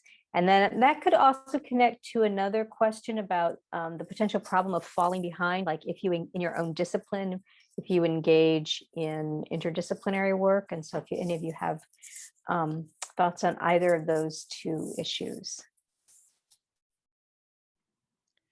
I can chime in briefly. I think I used that phrase there. And I guess what I meant in saying that is, I think it's totally fine to go out of your comfort zone and do this kind of work. That's, I think, why we're all here. But when you're telling someone else that their discipline or their approach is not valid, that's not appropriate. Or you're telling them you can do the same thing without any training, just sort of, I think it's getting out of your comfort zone, but with humility and with respect that you only know what you know, and you're not trying to, encroach upon, you're not going to become an expert ethnographer, a week after a collaboration starts, that sort of thing. So it's just respect, general kind of human stuff. I've never come across the stay in your lane thing. I just, that's sort of surprising to me. I just think, oh my God, I need all these people and more people, who have their expertise. And you totally rely on each other for each other's expertise. I guess in any good relationship, right? So I've never come across that. I wanted to comment on the idea of, getting behind in your discipline, because the way I'm viewing the rising generation and the future of science is that interdisciplinarity is going to continue to become more and more and more important. So having this experience, will certainly help you in the future. And yet we're not there yet. So you do need a paycheck, right? So you do need to continue to do your disciplinary research. And I have a problem doing that because the interdisciplinary stuff is so much more fun. So it is a challenge, I think. Yeah. I would chime in on this getting back to your discipline thing, because lately I've been feeling I need to get back to my discipline. And there are a number of reasons for that. And it's really interesting in thinking about sort of, and we don't have the answers yet, but academia is in a really weird place, like the rest of the world, and seeing what all after COVID and the pandemic, how the heck the whole budget structures are uncertain. We don't know. And so, on the one hand, yes, I mean, when we train graduate students to do, or even undergrads, frankly, even if they do mostly biological or physical sciences or engineering, but they're a little bit of social science, or they're mostly social science, they get a little bit of the other, they get jobs. I mean, there's demand out there. There's absolutely no question that there's demand for, for this kind of research, for this kind of student training, and increasingly doctoral students with that kind of training get jobs in these interdisciplinary programs that we all know universities have been creating, and some better, some worse. But there's a real danger if we don't, I mean, some of those poor students, they know a little bit about a lot of things, but if they don't have the depth, depending on what we're asking them to do, what kind of job they're going to be in. But universities will continue to need, our society continues to need people who have deep, deep understanding of atmospheric science, or some narrow field of economics, or in geography. It's because we have this long tradition of studying human environment relationships, and lots of people are now doing it, but it's new. And these traditions mean something. There's stuff that people learned a long time ago. We can't forget that. Right? It can't just go away and we reinvent the wheel every few years. We won't get there. Okay. So we have about 10 more minutes left. And what I wanted to do, first of all, is Emily had asked a question about encouraging convergence while writing, which I think Kathy had a response to in terms of editing. But I'm wondering if Emily, and you can chime in if we answered your question or if you'd like a little bit more elaboration on that. So the question was, how do you encourage a convergence approach while writing? I find that even if teams make progress toward truly interdisciplinary convergent thinking, it seems to diverge during the writing process as different sections are assigned. So I don't know if we had anything to add to that, or Jennifer and I have done a lot of this together, and it causes, I mean, there's a lot of argument that goes on.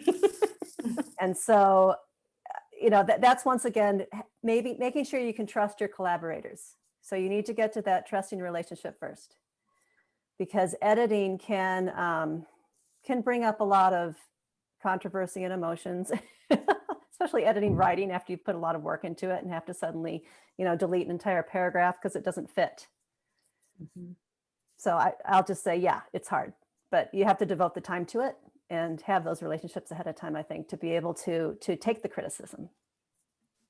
Is that fair, Jennifer? Yeah, no, absolutely. And it's kind of where the rubber hits the road, right? I mean, if you can't get the words to get the money, then where are you? But as Kathy mentioned, like it's a huge learning process. Reviewers, if a review panel is doing its job, if they have the right people on that panel who really have the right skills and capacities and they're really doing their job, they can tell if you didn't put the time into cross-editing and making sure everything integrates and it's just chunk, right? I can't say that I haven't seen numerous proposals get funded that didn't do that, but hopefully, I believe over time, as we get more people doing this kind of work, more experienced reviewers doing reviews, more sophisticated conversations across the review panel, the bar gets higher and higher. So hopefully, we're gonna have to do more of that. Yeah, I think in some of the collaborative proposals that I've written as well, I think ultimately, you know, you have to have one person who's kind of in charge of integration, and kind of making sure that you're not just pasting the pieces together, but there are segues between the sections and that they make sense. And so sometimes, you know, the multiple individuals can do that, but sometimes it's just helpful to have a kind of person who sort of takes responsibility for that. I'm going to invite, so some of you have made some really wonderful comments in the chat. And so I wanted to, actually, we have a few minutes left at this point, and ask if there's anyone who either has already commented in the chat or has a thought on their mind, if they would like to just sort of chime in, unmute your microphone and offer your comment verbally on what has transpired. Will that work, Britt? Holly, I'll be bold and jump in. Okay. Who is? This is Paul Berkman. I have many hats and a history of thinking in an interdisciplinary manner since I was a visiting professor at UCLA when I was 23 years old in 1982. So it's a long history of thinking about interdisciplinary in specific. I taught a course then on science, Antarctic science into policy.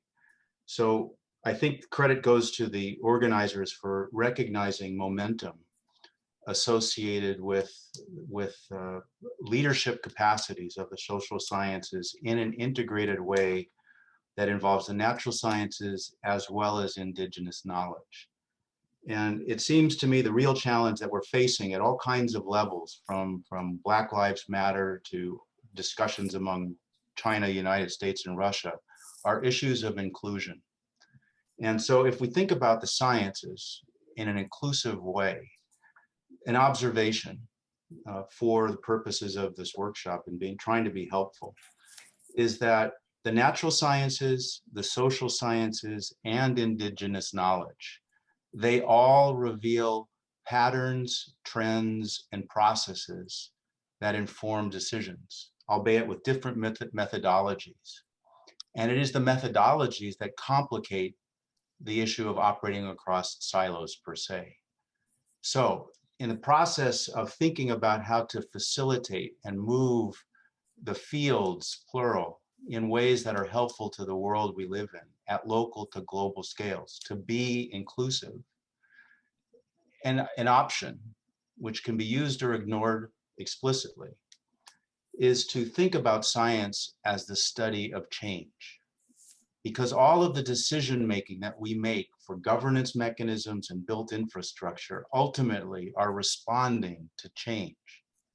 And so if we think about science as the study of change, it integrates across the natural sciences, the social sciences, and indigenous knowledge with respect and inclusion. So I offer that as an observation from thinking about interdisciplinary for the last 40 years. Thank you.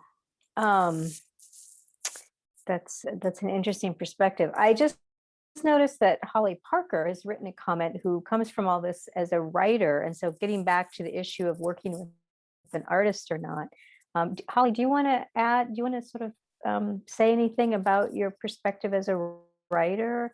Well, it's funny. I mean, I've come to this work. I'm a recent PhD earner. I run UNI North, the Institute for North Atlantic Studies at the University of New England. But my first career was as a writer and a high school English teacher for the better part of 15 years before I moved towards higher education and to the work that I do now around sustainable development, particularly in the North Atlantic. But I've always been writing. And one of the things that I find when I'm the person on the grant writing team who always offers to edit. People love to have me around because, you know, I'm very handy that way.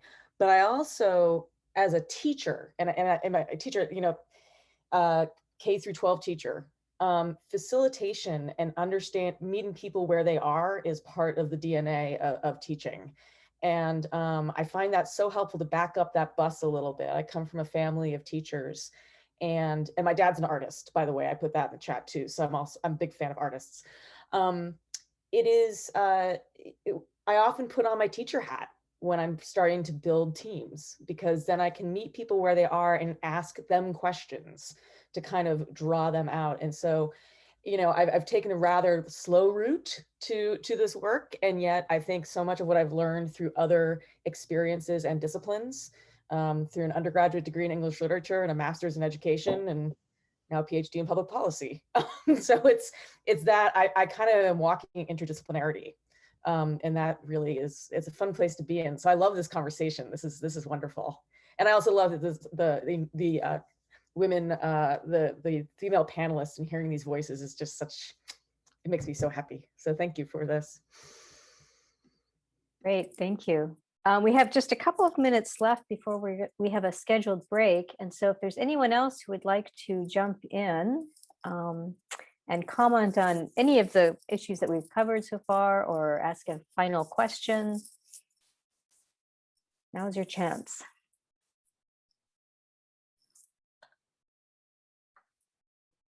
Well, if there's nothing there, I just wanted to mention, I was long ago on a committee where we were viewing people who were going to candidates for president of the university, and it was hard to find women for those roles, you know, to even interview.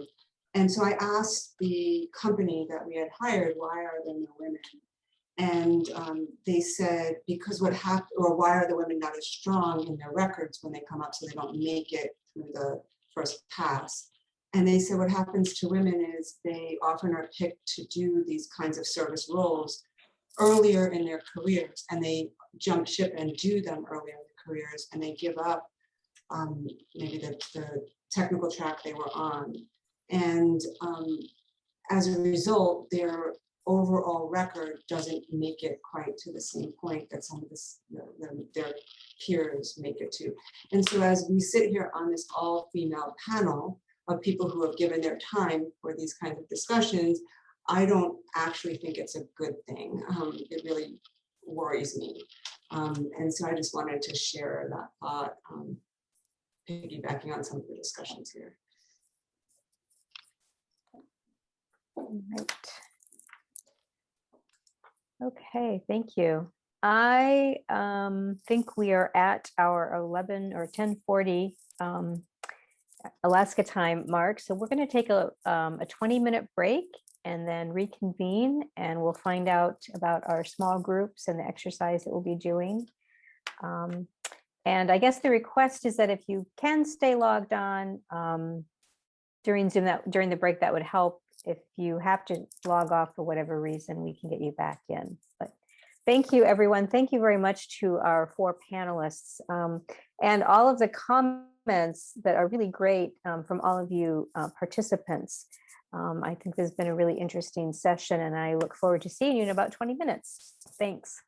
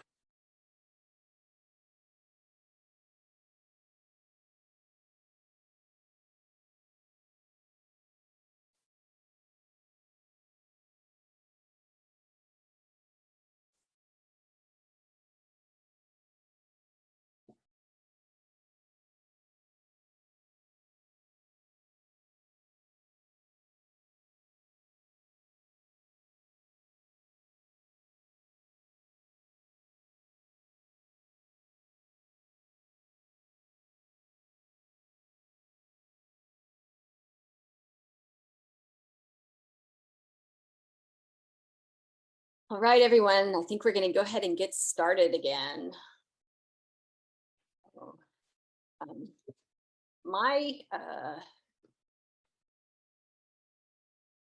role here is to explain what's going to happen with the breakout sessions. So we're going to be moving into breakouts for about an hour now, and everybody gets to keep in mind all the good information that they just heard in the panel discussions, and use them to start exploring some collaboration ideas together.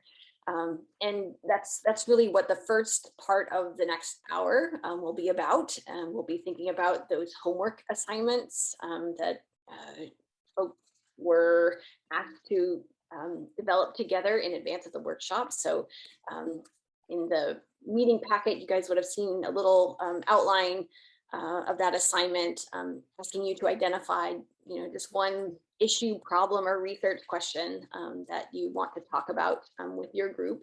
And I know we have a few people that joined us in the workshop for at the last minute today. So I've put that question or the comments that we're looking for in that section of the small group activity in the chat, just so you guys can take a look at that and think about what you might want to say as we go around and do a round robin introduction with everybody's homework assignment. After that happens, you'll have about 5 minutes to pick one of the ideas that the group talks about today. And then our facilitation leads are gonna walk you guys through an exercise, a collaboration exercise. There's gonna be a little bit of written feedback provided, and then some discussion questions that they'll work through with you. And after the hour, we are going to be inviting the small groups to report back out. And so you'll need to identify one person from your group who's willing to serve as a rapporteur for about a 2-minute report out in the plenary session when we come back. And you guys can see it's a short amount of time. So really just want to help you guys, help people make some introductions today. So keep an ear out for ideas that are intriguing, people that you might want to be following up with after the workshop. I think one of the big themes that from the panel discussion was that you're going to need consistent meetings, regular engagement, and collaborators that you trust and you really establish real working relationships with over time. So we recognize that today it's really mostly an introduction, but it's everybody here, I think, is looking for new collaboration ideas. And so I hope you will all lean into that and ask good questions, be open and helpful with these research ideas, and really support one another in the conversations that are about to take place. So Kuba, with that, can you move to the next slide? I think we only have a couple notes about the Zoom rooms, the breakout rooms. Everybody has been put into a breakout room by Kuba already. And so we're going to send you away. You will go there automatically. You won't be able to chat with the hosts when you're in that room. You'll only be able to send chat messages to the other people in that room. So if you're having any difficulties, any technical difficulties, we invite you to either ask for help. There's a little button you'll see on your Zoom screen on the controls where you ask for help, and we'll send somebody to that room to help out. Or you can always just leave the breakout room and it will bring you back to the plenary, and we can provide some technical assistance for you that way. And with that, I'm actually going to send us along now so that I'll give you a couple extra minutes to chat with one another. We'll bring you back at the time designated in the agenda. I think we have until 12:15. And we'll send a quick 5-minute and 10-minute reminder towards the end of that time, just to let you guys know that you'll need to start wrapping up the discussion.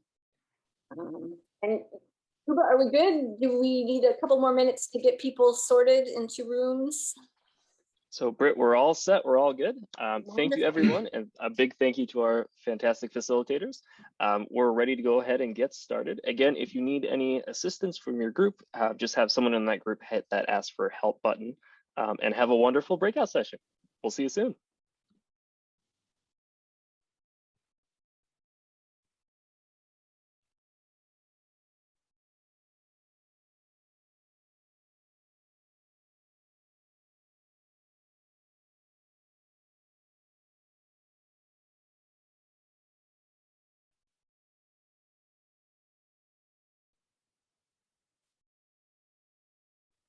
Okay, and it looks like we have Igor, Josh, and Lauren.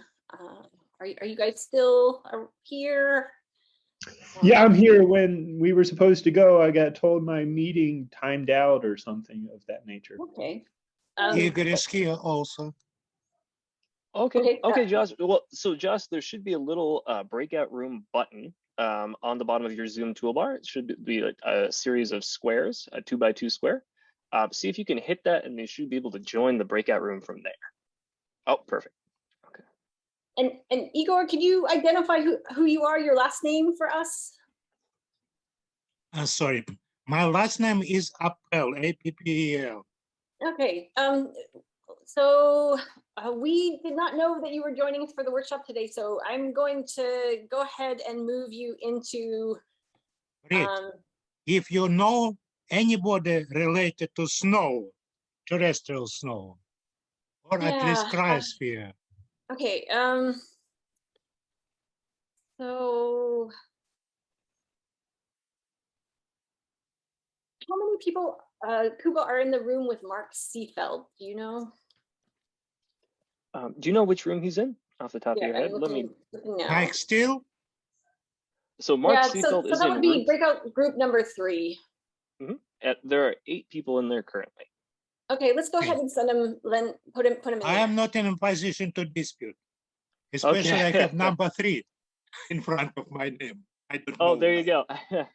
Well, that works fantastically. All right, Mark, we'll go ahead. Igor, we'll go ahead and send you off to that room. Have a wonderful time. Thank you.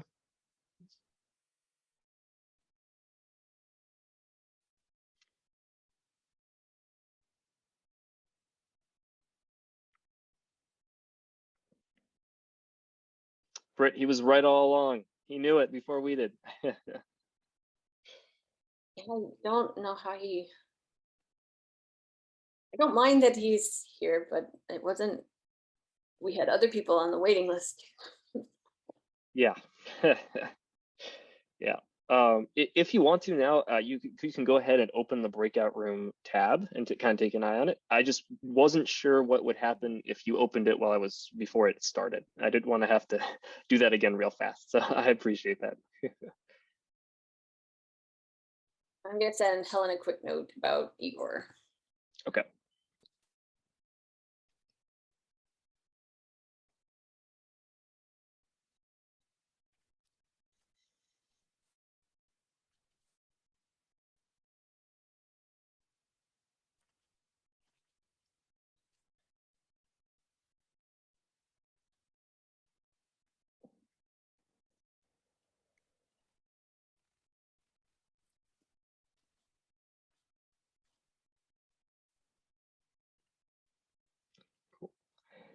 And everyone on the do not send list left the meeting of their own volition. So it works out.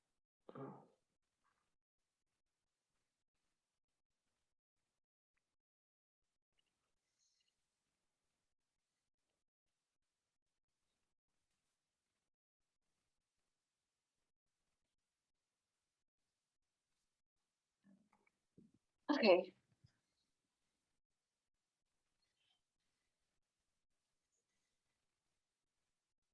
And did we lose anybody from during the break?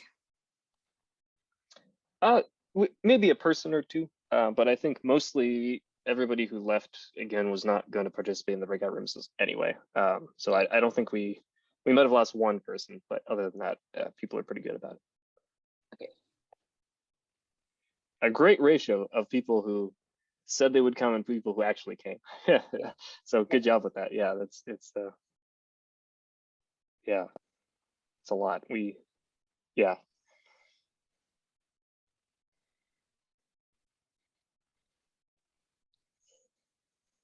And like, I never know who so I need you to tell me if anything I said made sense. It all made sense. It all made sense. Yeah. It was English I was speaking. It was English. It was English that you were speaking. Yeah. Okay. Were you nervous? Are you? Oh, I don't know. I was just like, nobody is there. You don't know if anybody's back. Yeah. It's kind of a random time. I mean, not a random time. It's a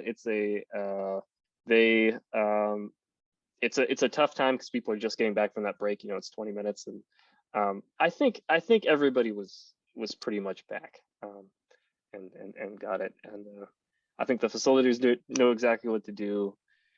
I think you did a great job explaining it again too. So I think it went really well. Yeah. It's fine. I mean, it's low pressure. It's fine. You did a great job, Britt. You really did. Sorry, Kuba. I just wanted to make sure that didn't sound like from outer space. That's all. No, absolutely not. No, yeah. It's always weird in these virtual meetings, especially like sometimes when you're spotlighted because you can't see anybody else. And you know, they could be doing anything or not listening at all or not be done. But no, people were listening, and I saw nodding heads from the facilitators, and it looked good. Yeah. Okay.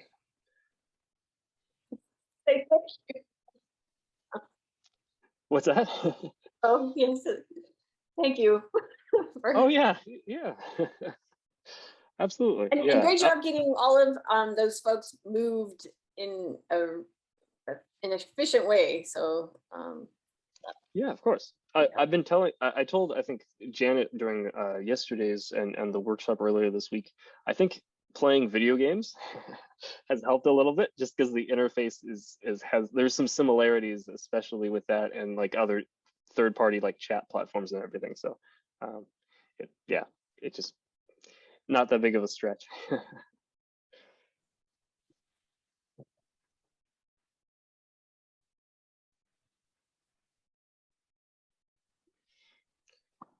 Whew, cool. So yeah, this is hopefully a nice, calm break that we get, that we can kind of just. Yeah, do we want to record and cut, or you want to pause it?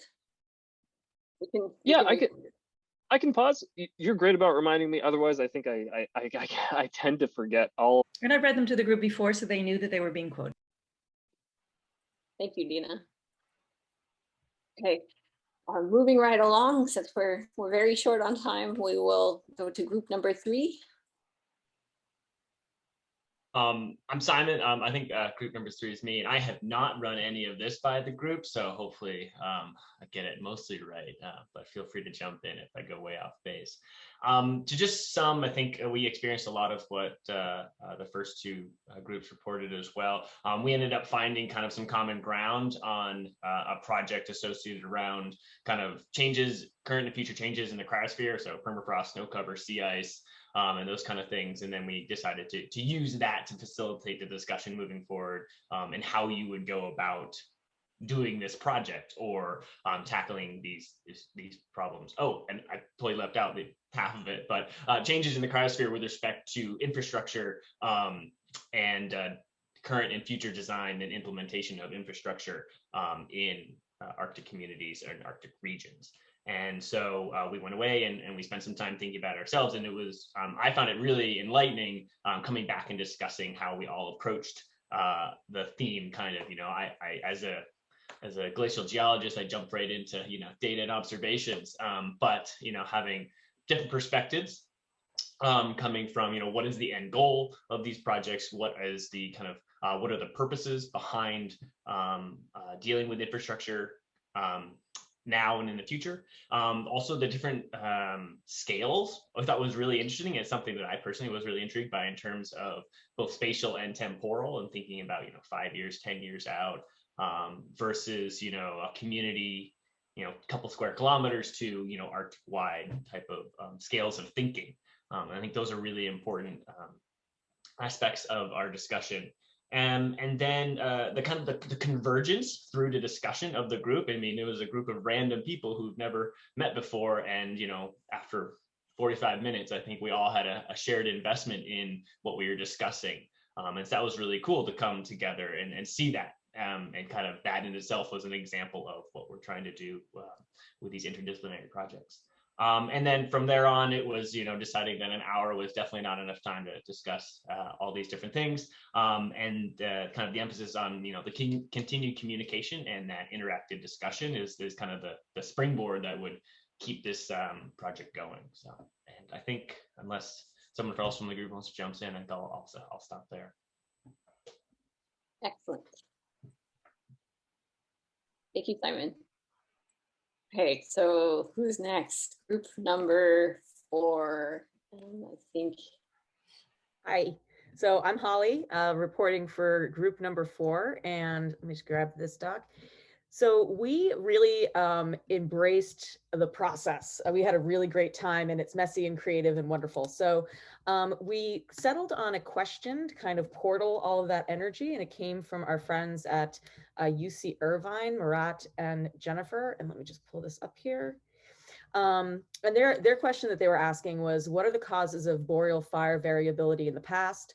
What were the contributions of humans and climate, and how does this interaction evolve over time into the future? And they were doing this work using ice cores and ice core analysis.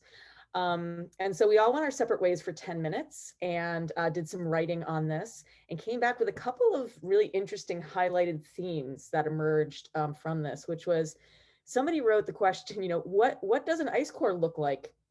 For those of us who are not in the biz.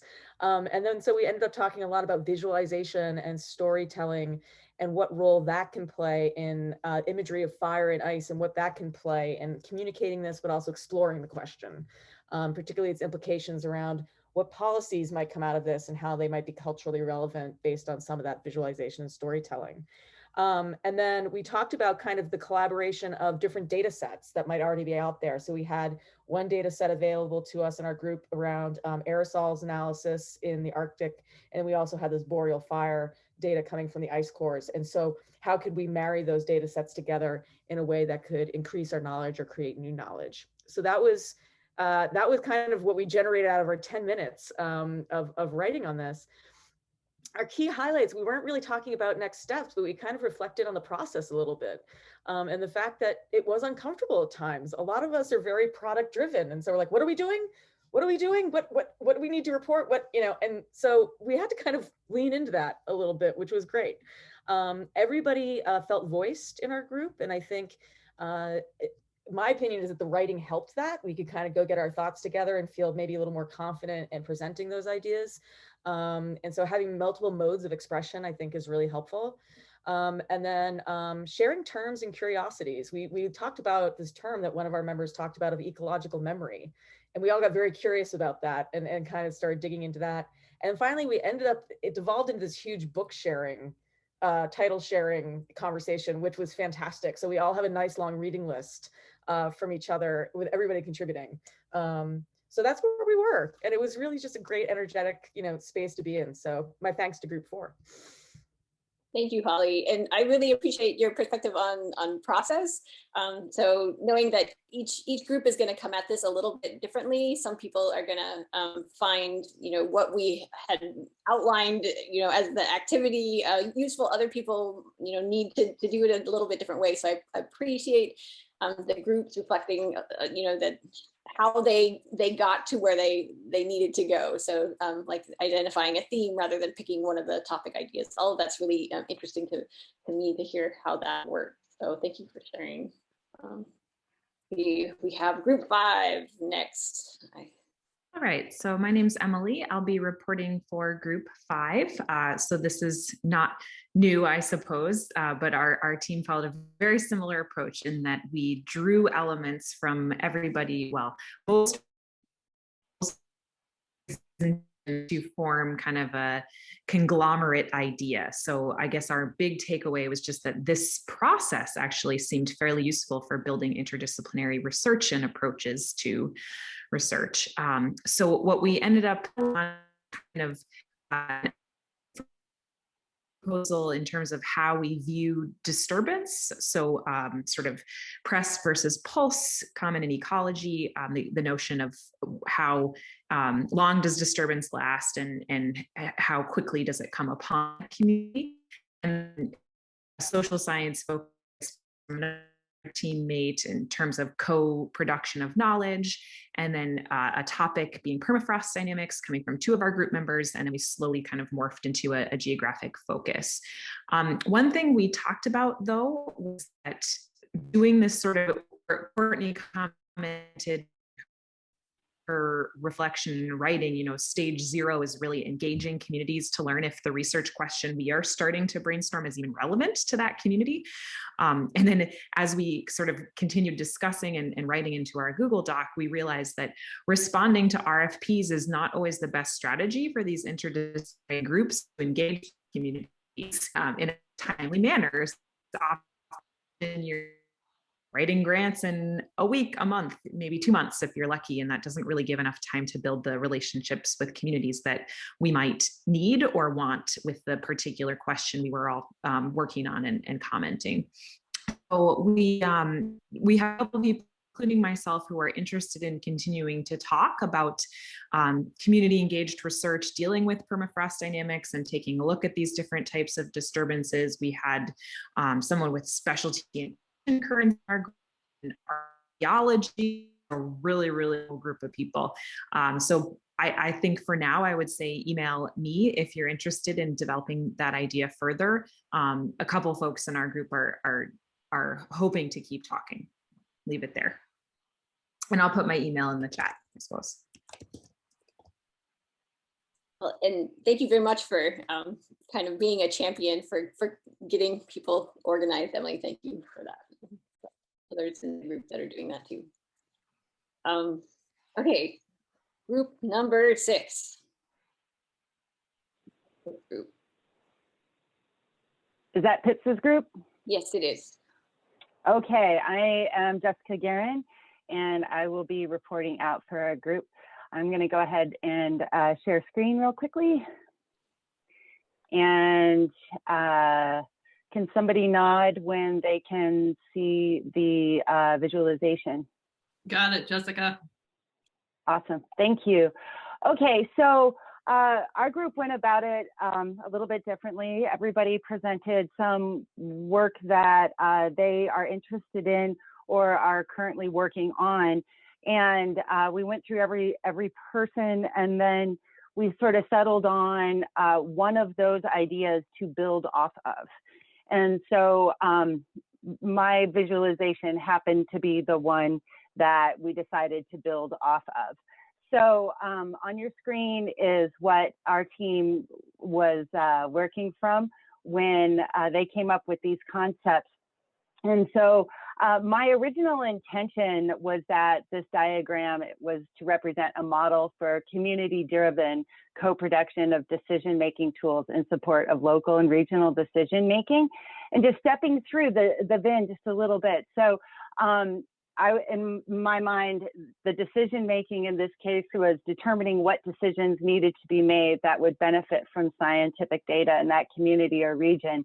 And in this case, engineering was really just a word to represent the hardware or the tools required to co-produce the decision-making tools to perform those science inquiries that will support the decision-making.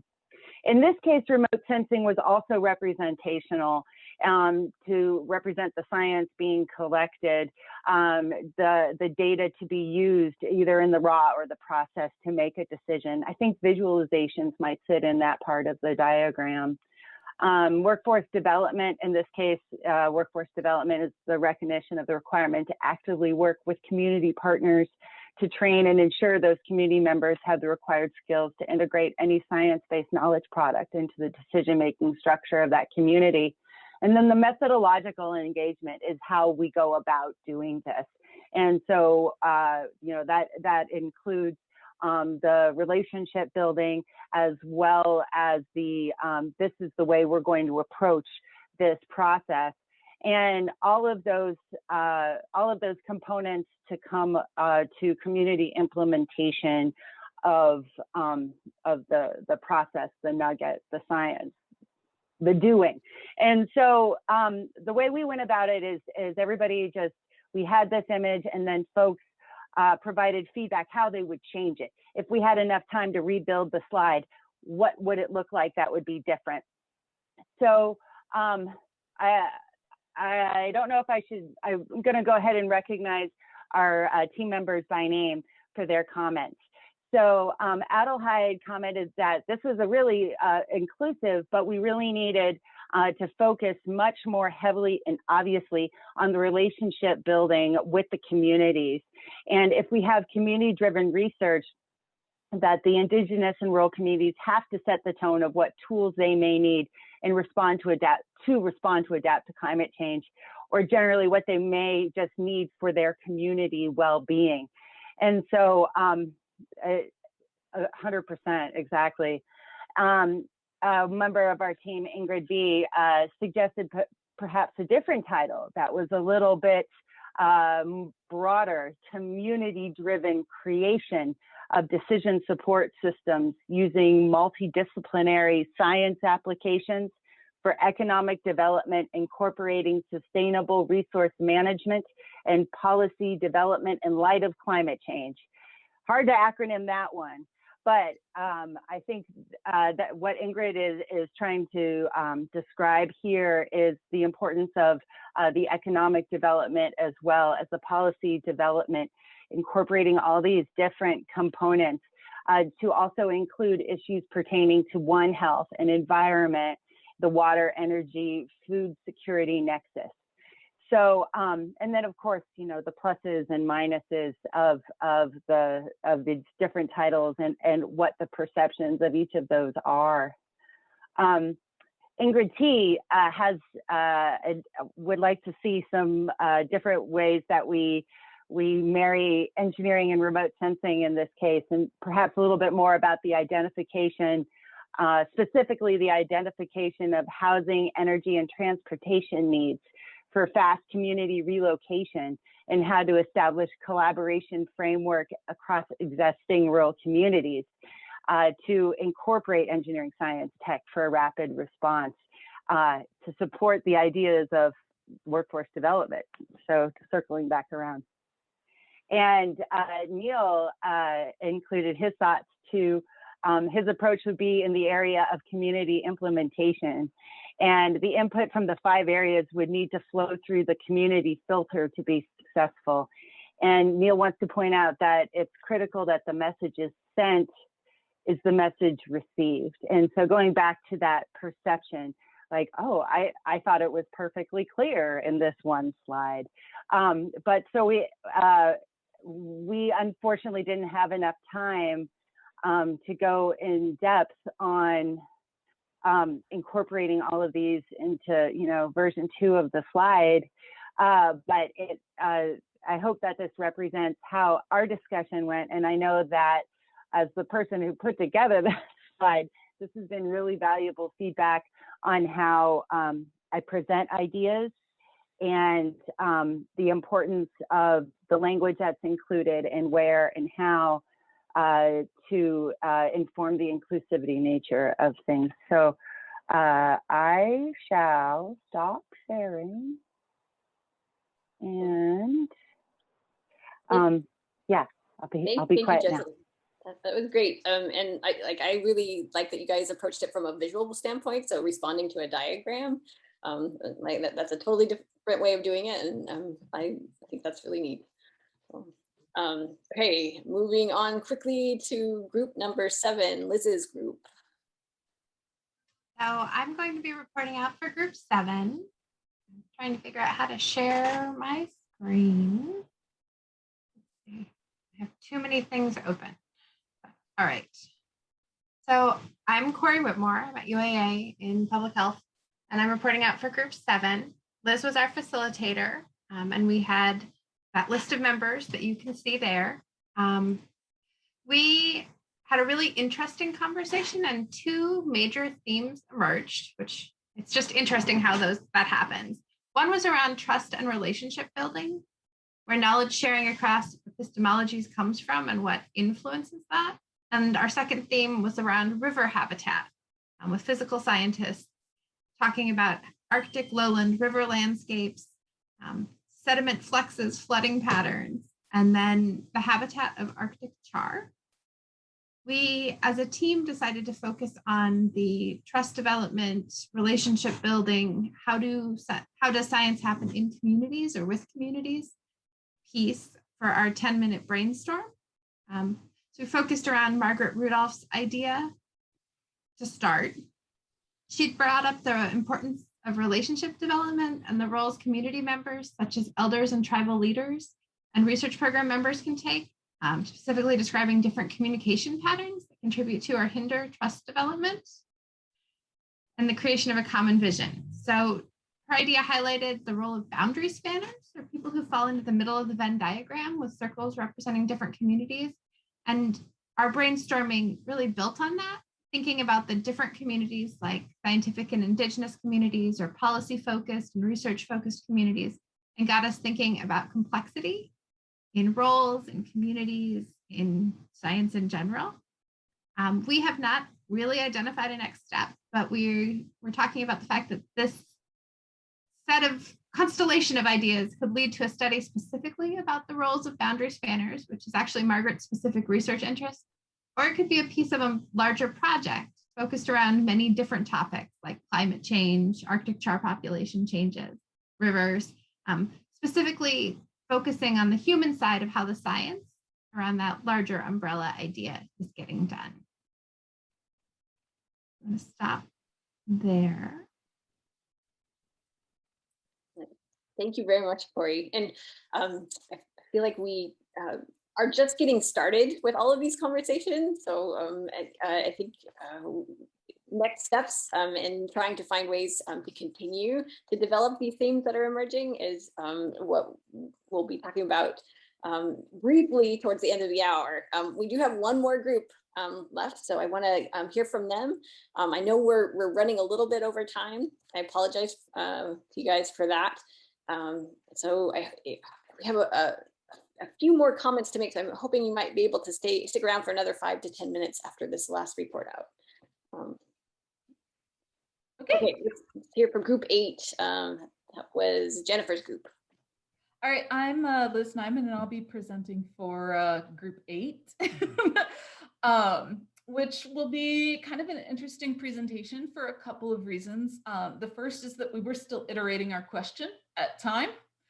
And the second is because I literally last minute volunteered, so I don't have any of the fun quotes or anything like that many of you guys have. So I apologize for that. But basically, we went through, I think, a lot of the process that was described in the pre-workshop videos of coming up with an idea and then revising it, and then coming up with a new idea and revising it. And so we went through a couple of different cycles of this verbally.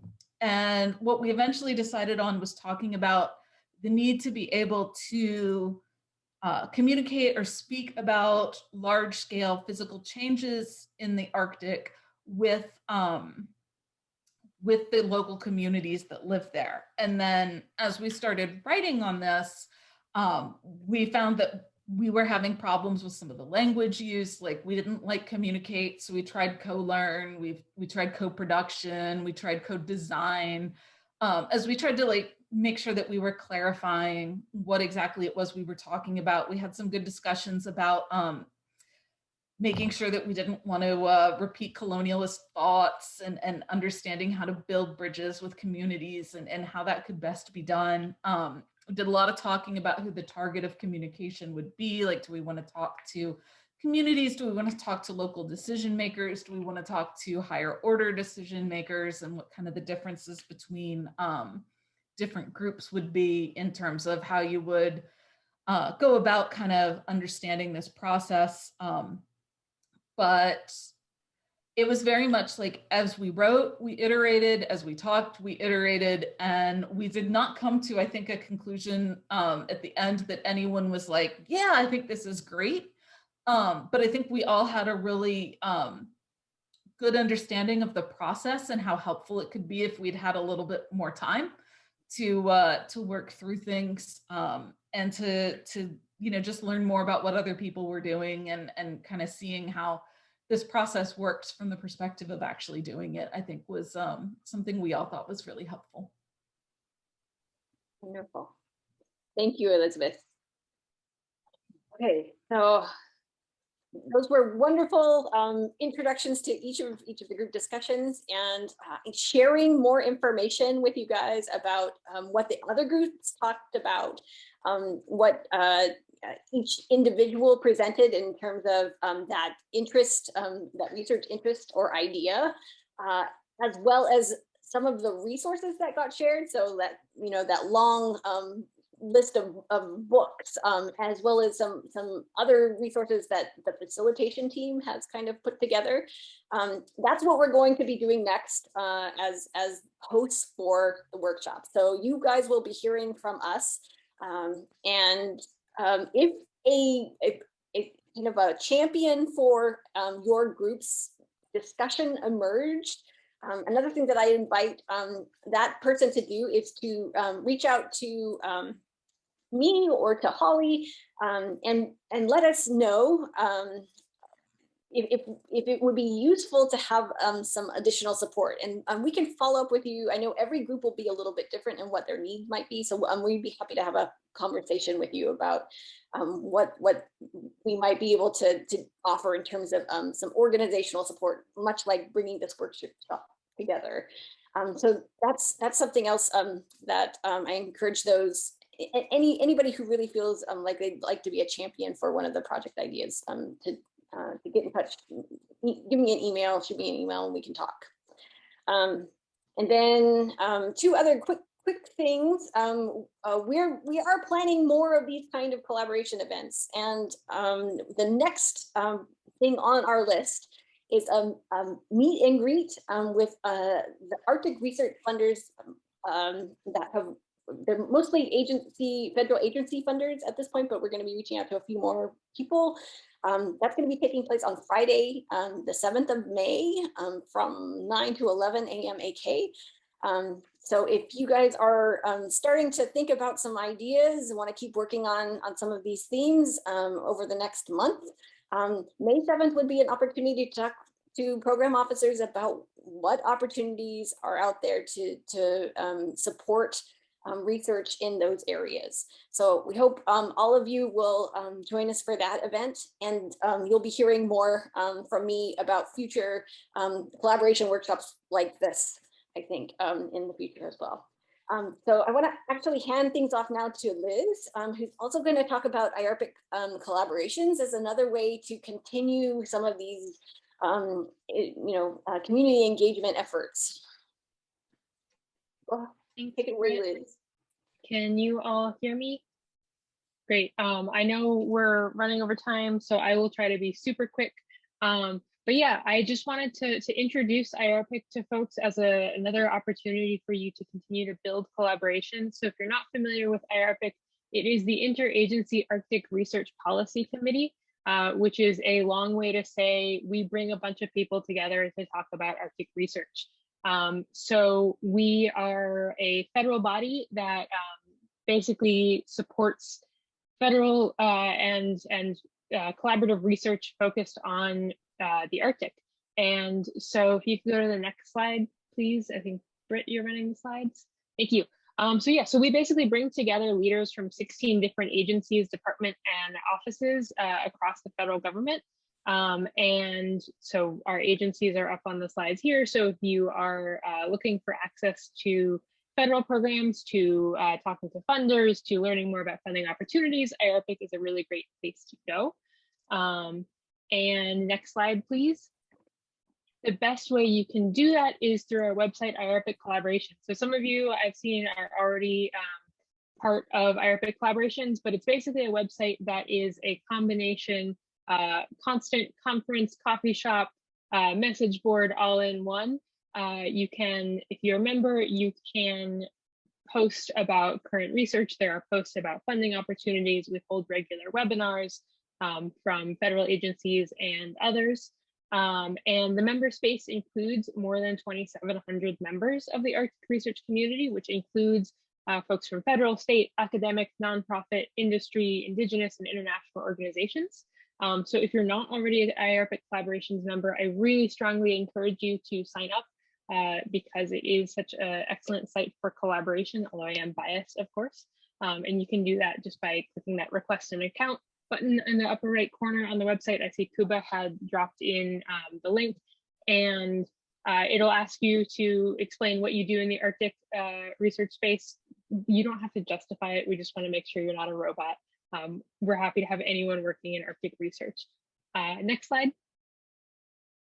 And the website is organized around a number of collaboration teams. So you may see your discipline Here up on the screen, we've got teams in atmosphere, coastal resilience, environmental intelligence, glaciers and sea level, health and well-being, marine ecosystems, permafrost, sea ice, and terrestrial ecosystems, as well as data observing and modeling. And all of these teams are linked to the 5-year Arctic research plan, and they use the website to communicate and meet monthly.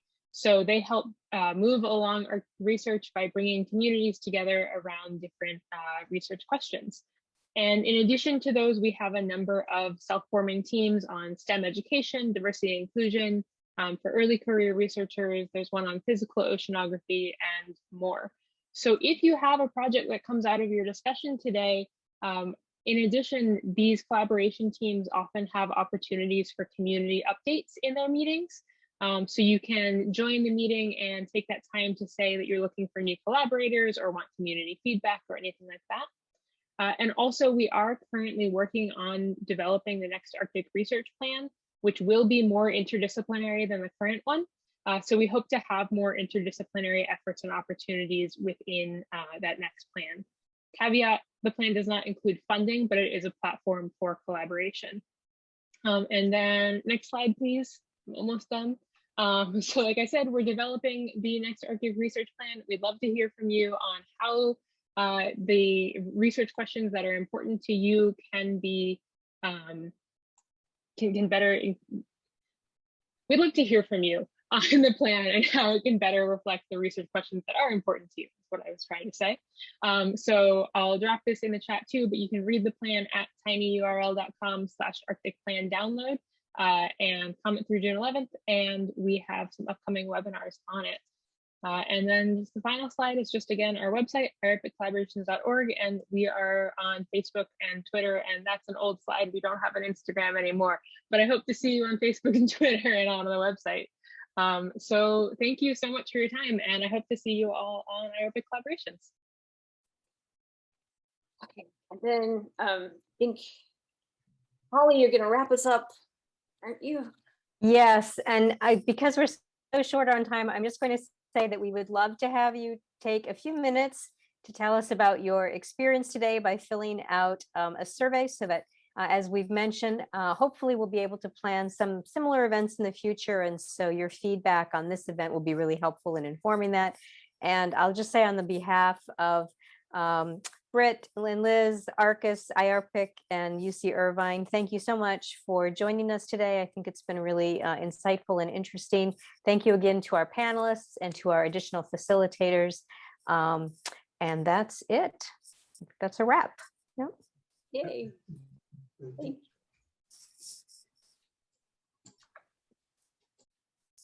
Thank you, everybody. Happy weekend. Great weekend. Stay healthy. You earned it.